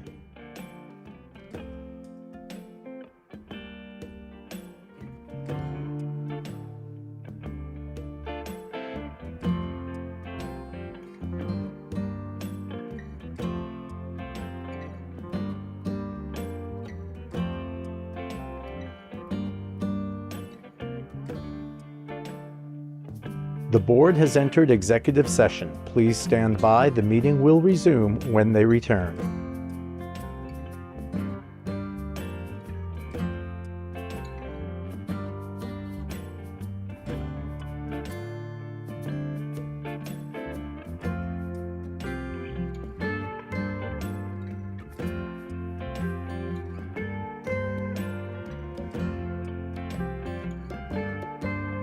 The board has entered executive session. Please stand by. The meeting will resume when they return.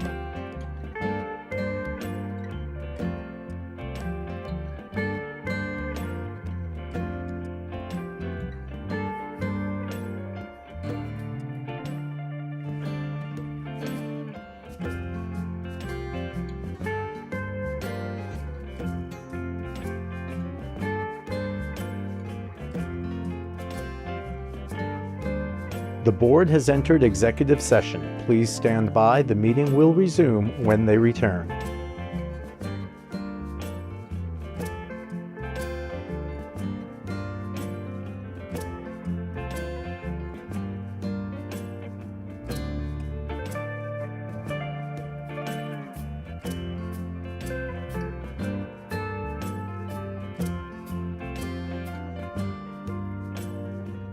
The board has entered executive session. Please stand by. The meeting will resume when they return.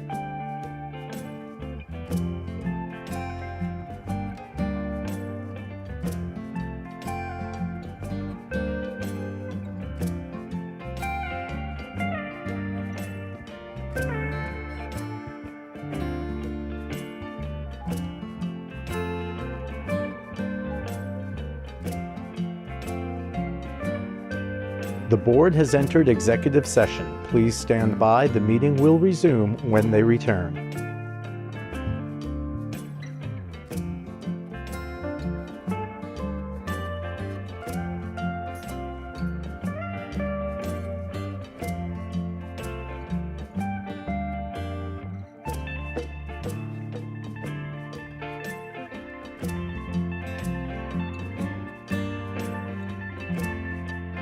The board has entered executive session. Please stand by. The meeting will resume when they return.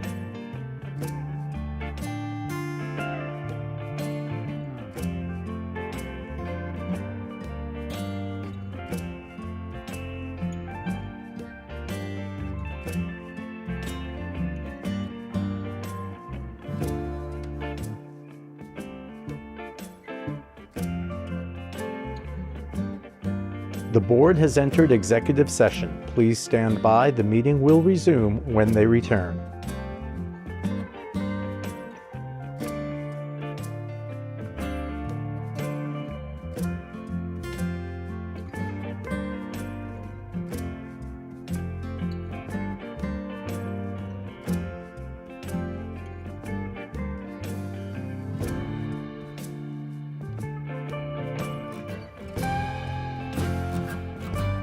The board has entered executive session. Please stand by. The meeting will resume when they return.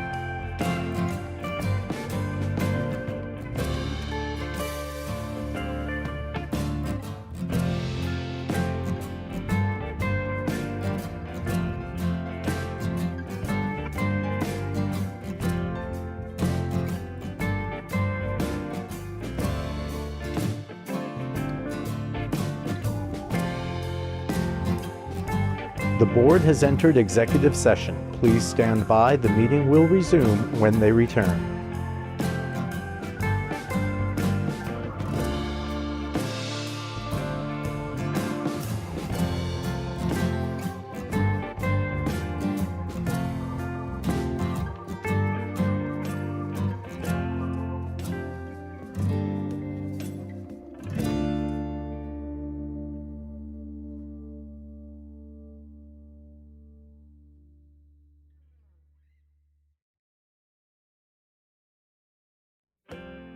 The board has entered executive session. Please stand by. The meeting will resume when they return.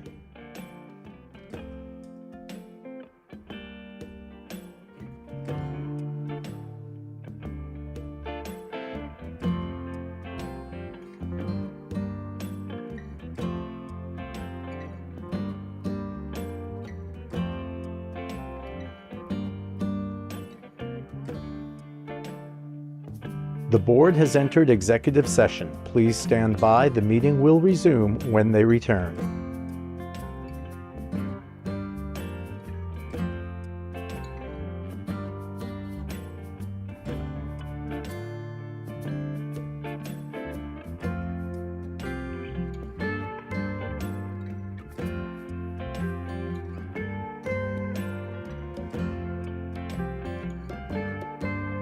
The board has entered executive session. Please stand by. The meeting will resume when they return.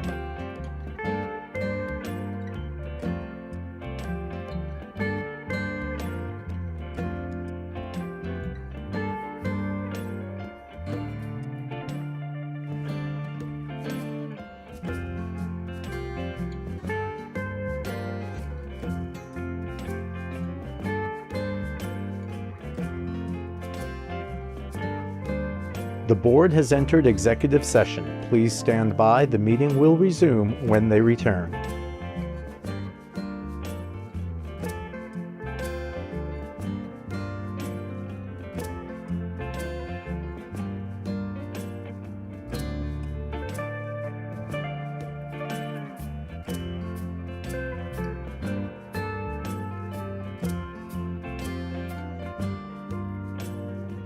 The board has entered executive session. Please stand by. The meeting will resume when they return.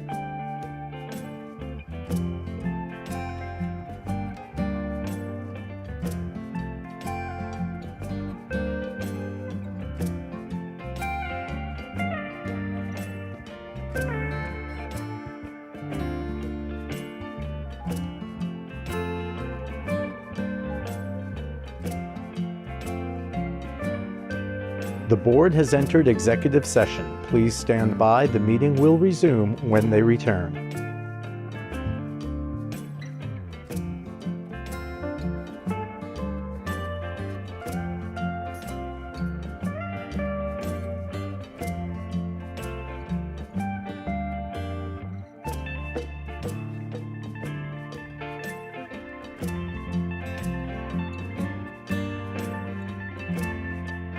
The board has entered executive session. Please stand by. The meeting will resume when they return.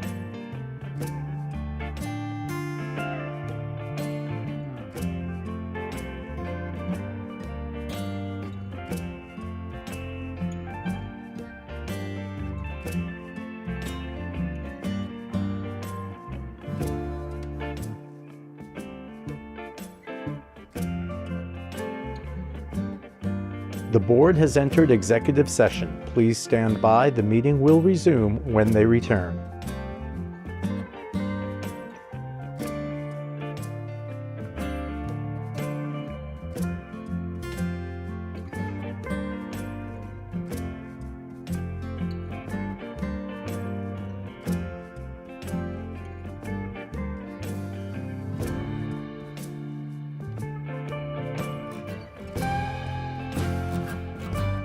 The board has entered executive session. Please stand by. The meeting will resume when they return.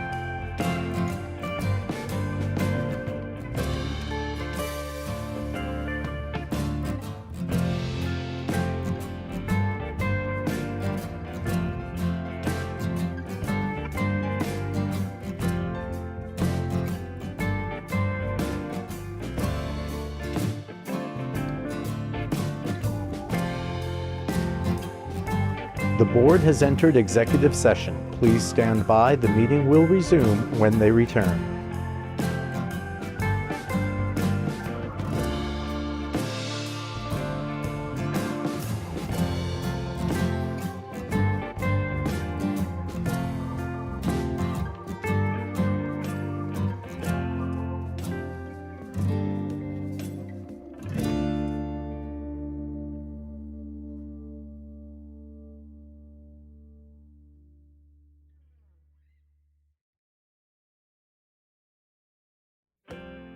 The board has entered executive session. Please stand by. The meeting will resume when they return.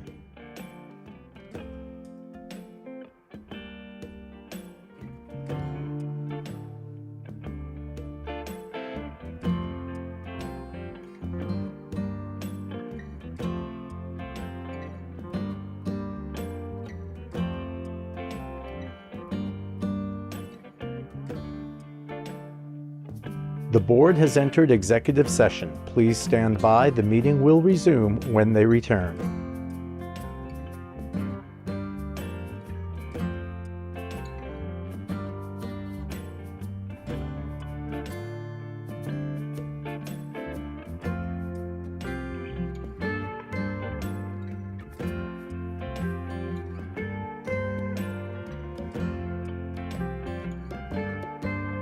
The board has entered executive session. Please stand by. The meeting will resume when they return.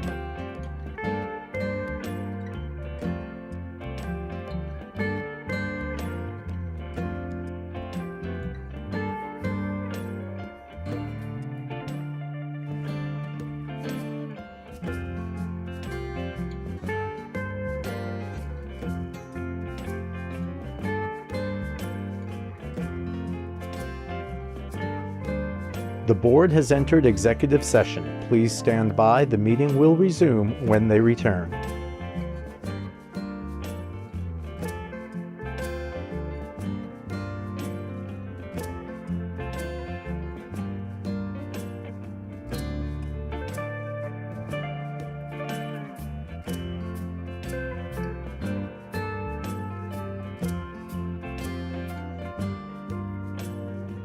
The board has entered executive session. Please stand by. The meeting will resume when they return.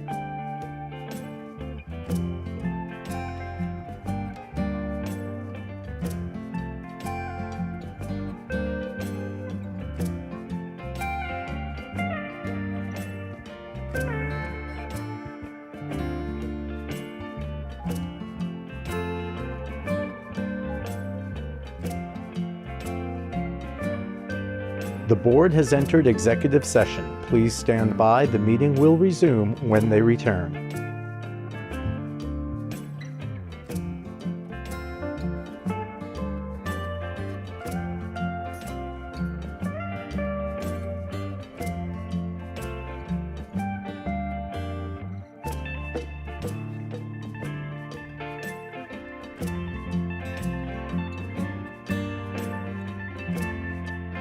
The board has entered executive session. Please stand by. The meeting will resume when they return.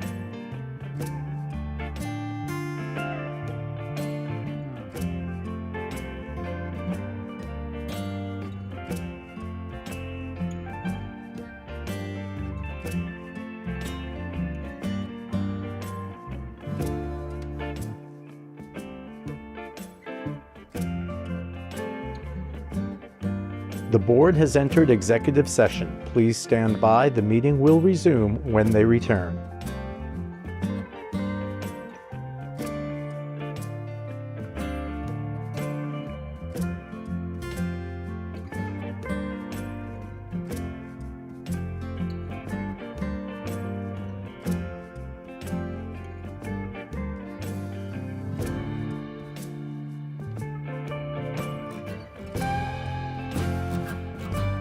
The board has entered executive session. Please stand by. The meeting will resume when they return.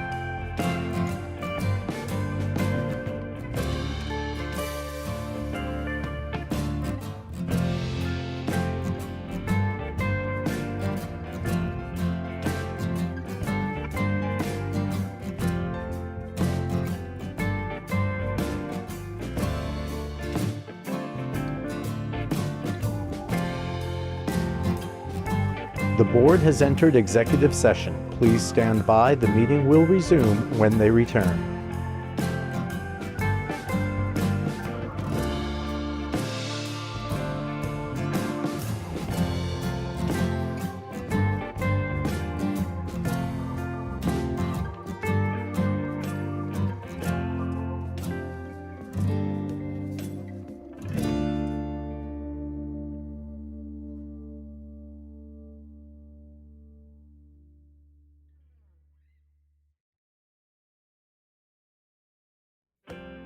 The board has entered executive session. Please stand by. The meeting will resume when they return.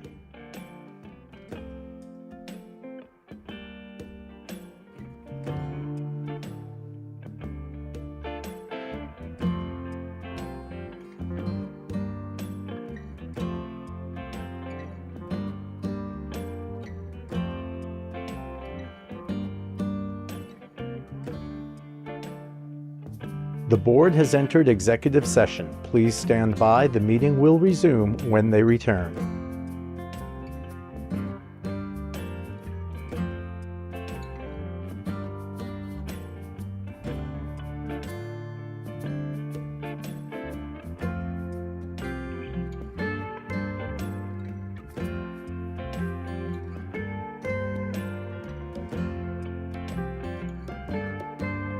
The board has entered executive session. Please stand by. The meeting will resume when they return.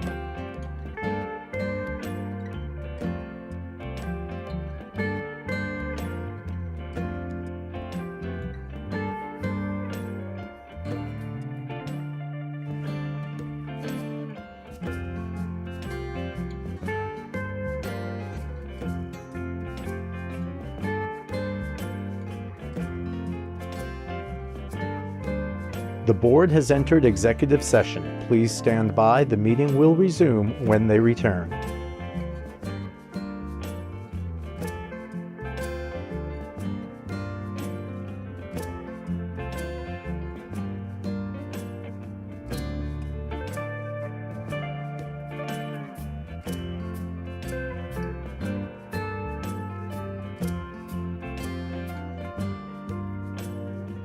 The board has entered executive session. Please stand by. The meeting will resume when they return.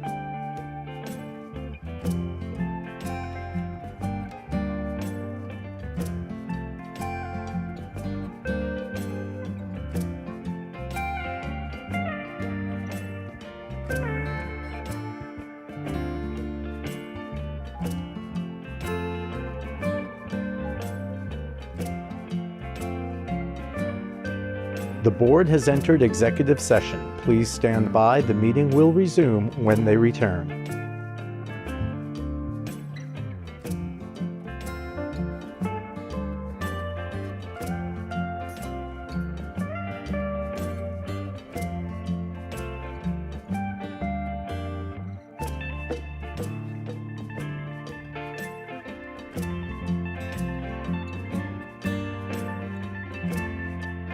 The board has entered executive session. Please stand by. The meeting will resume when they return.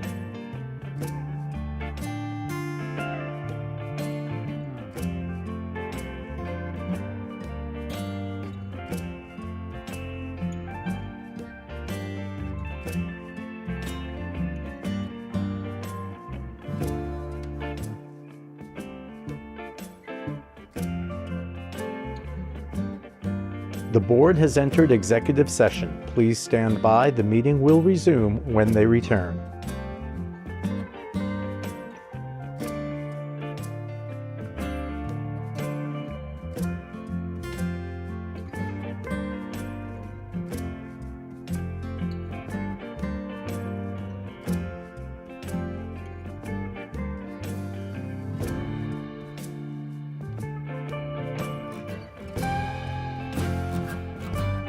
The board has entered executive session. Please stand by. The meeting will resume when they return.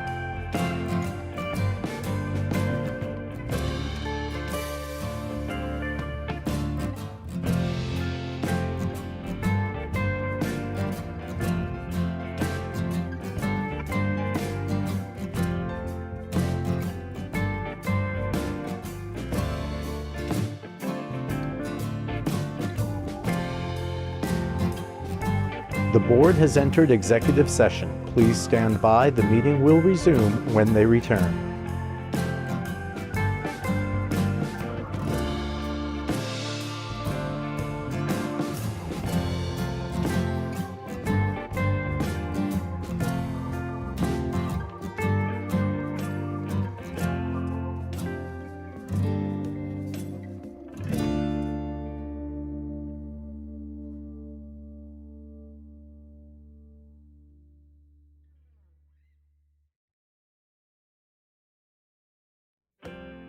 The board has entered executive session. Please stand by. The meeting will resume when they return.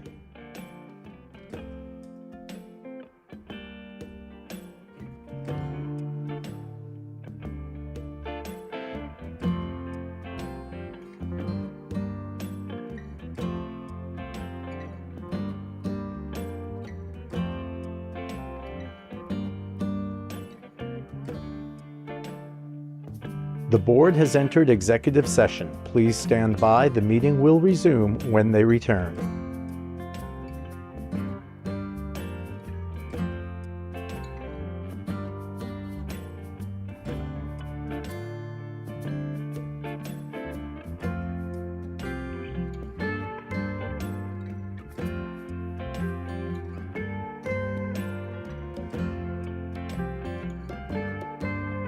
The board has entered executive session. Please stand by. The meeting will resume when they return.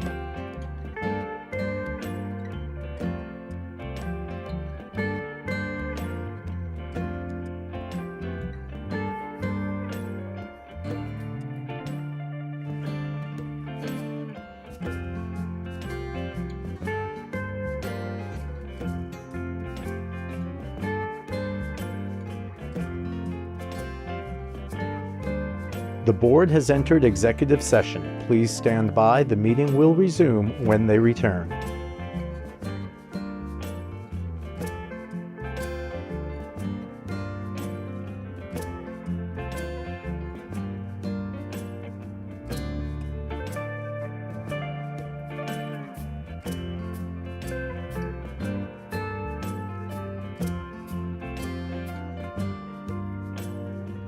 The board has entered executive session. Please stand by. The meeting will resume when they return.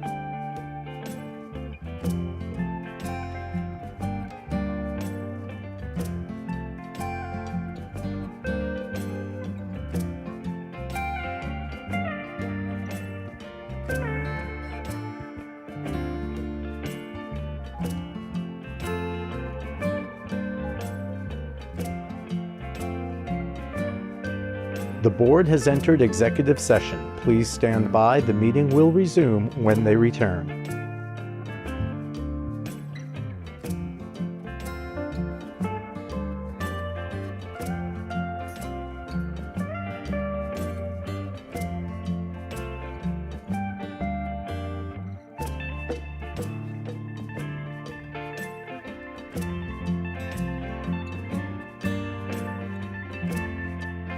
The board has entered executive session. Please stand by. The meeting will resume when they return.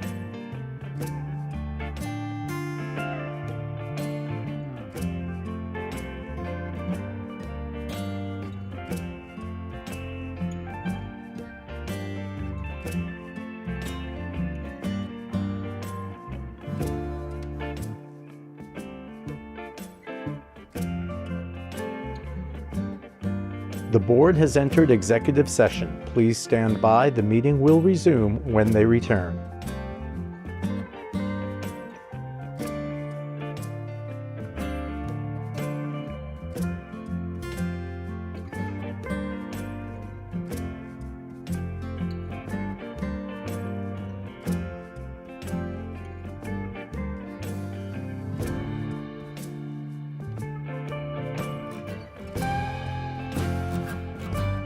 The board has entered executive session. Please stand by. The meeting will resume when they return.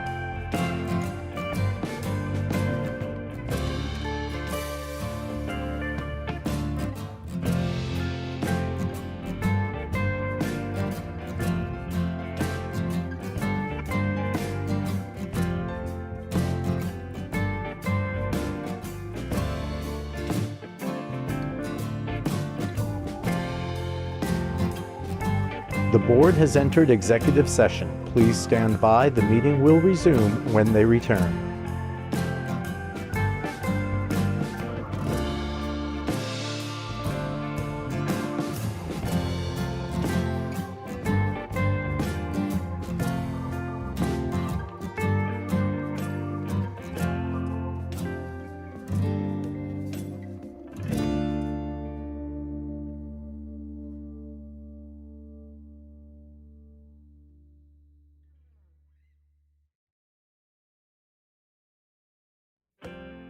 The board has entered executive session. Please stand by. The meeting will resume when they return.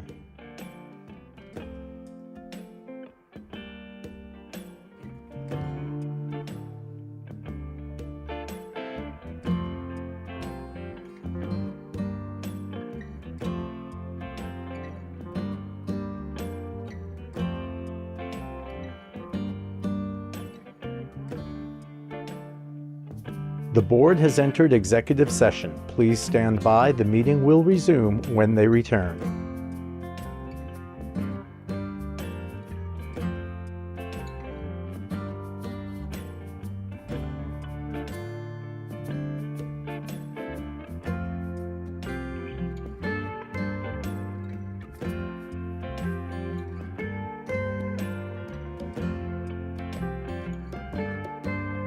The board has entered executive session. Please stand by. The meeting will resume when they return.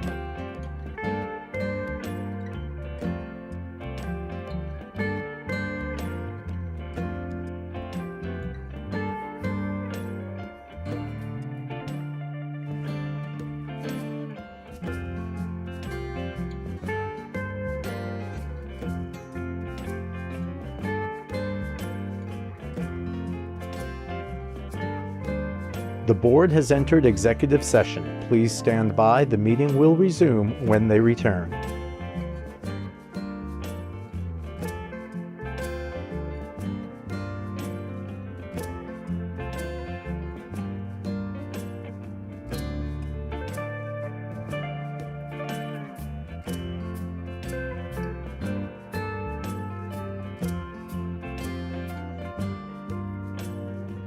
The board has entered executive session. Please stand by. The meeting will resume when they return.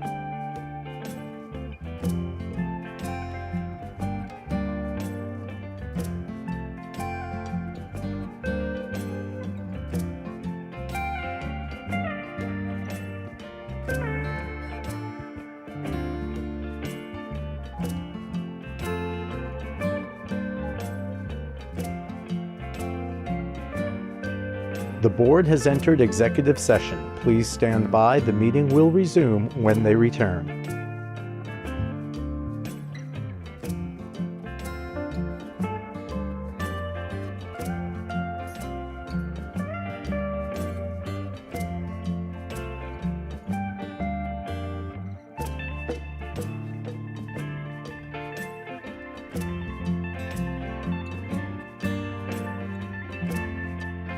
The board has entered executive session. Please stand by. The meeting will resume when they return.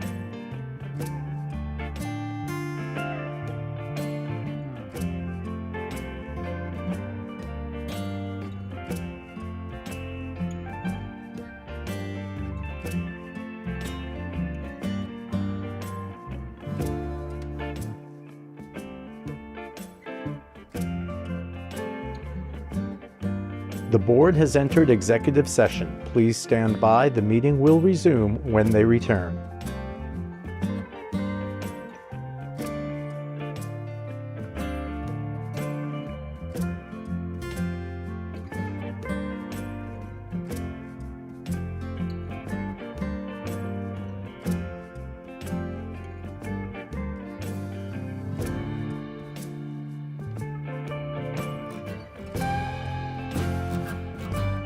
The board has entered executive session. Please stand by. The meeting will resume when they return.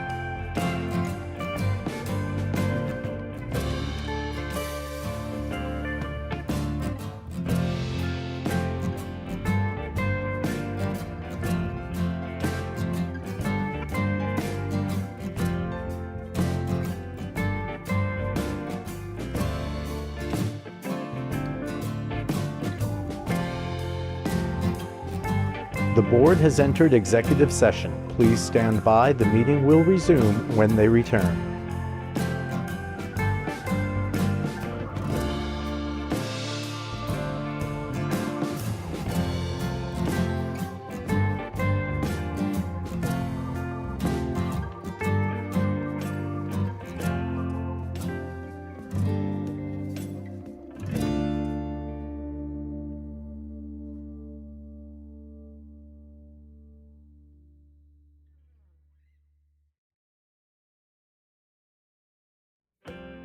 The board has entered executive session. Please stand by. The meeting will resume when they return.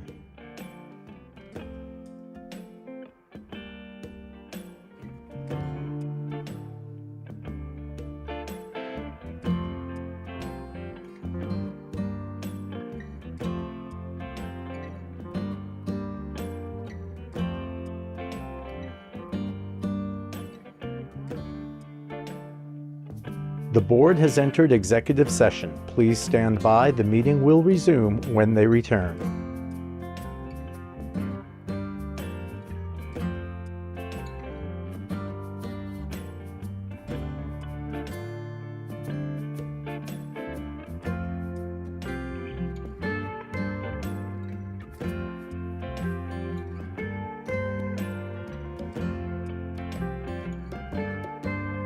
The board has entered executive session. Please stand by. The meeting will resume when they return.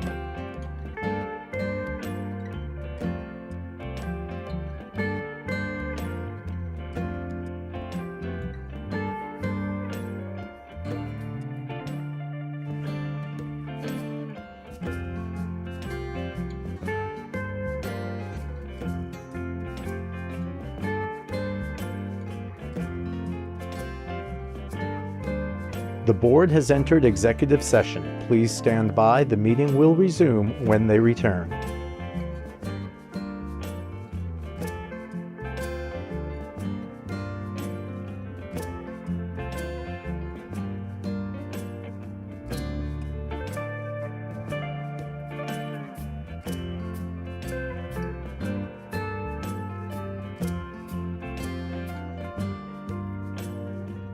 The board has entered executive session. Please stand by. The meeting will resume when they return.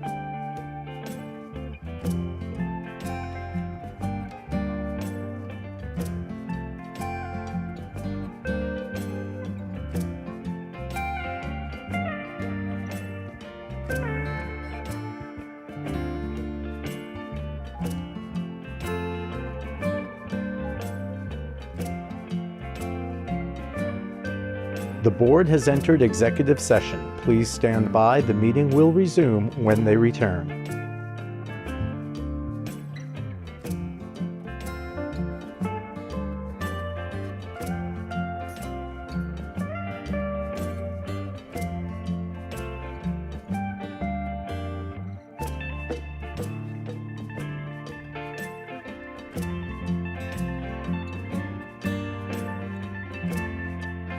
The board has entered executive session. Please stand by. The meeting will resume when they return.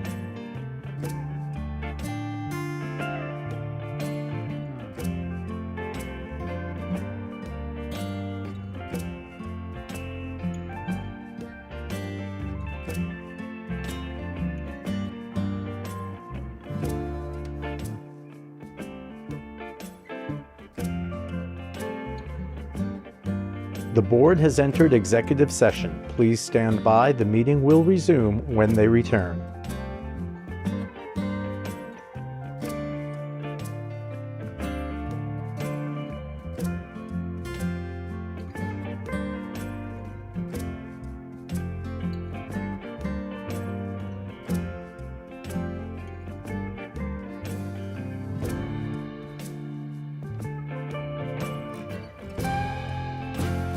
Preliminaries before we do that, but yeah.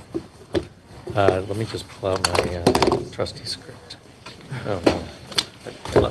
Did I leave my? Back it up. Yeah. I think you are in my seat and I am in your seat, but that's fine. That's totally fine. We could switch.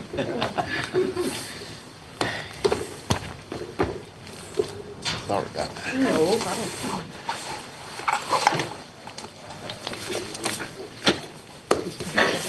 All right.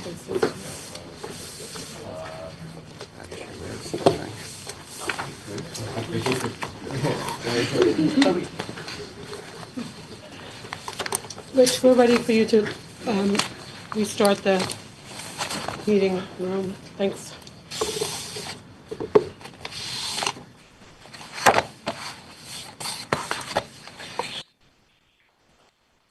Okay. Welcome back, whoever may still be watching.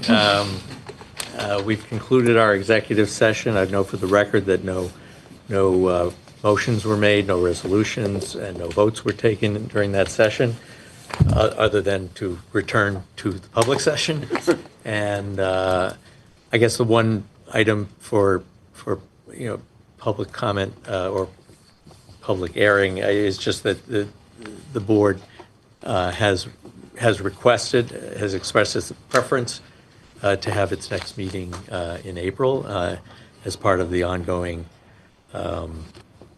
MOU process, and the staff has agreed to try for April, and in any event to have a meeting no later than May. as our next meeting, and in the interim, staff is going to continue working with the developer on negotiating the MOU, and hopefully we'll be in a position to update us on that in April, to get our further comments on that process and substance, and if not April, in May. I think May is really It's- a bit late for us. I think April is a nice 30-day month. We should be able to find a day we can meet in April.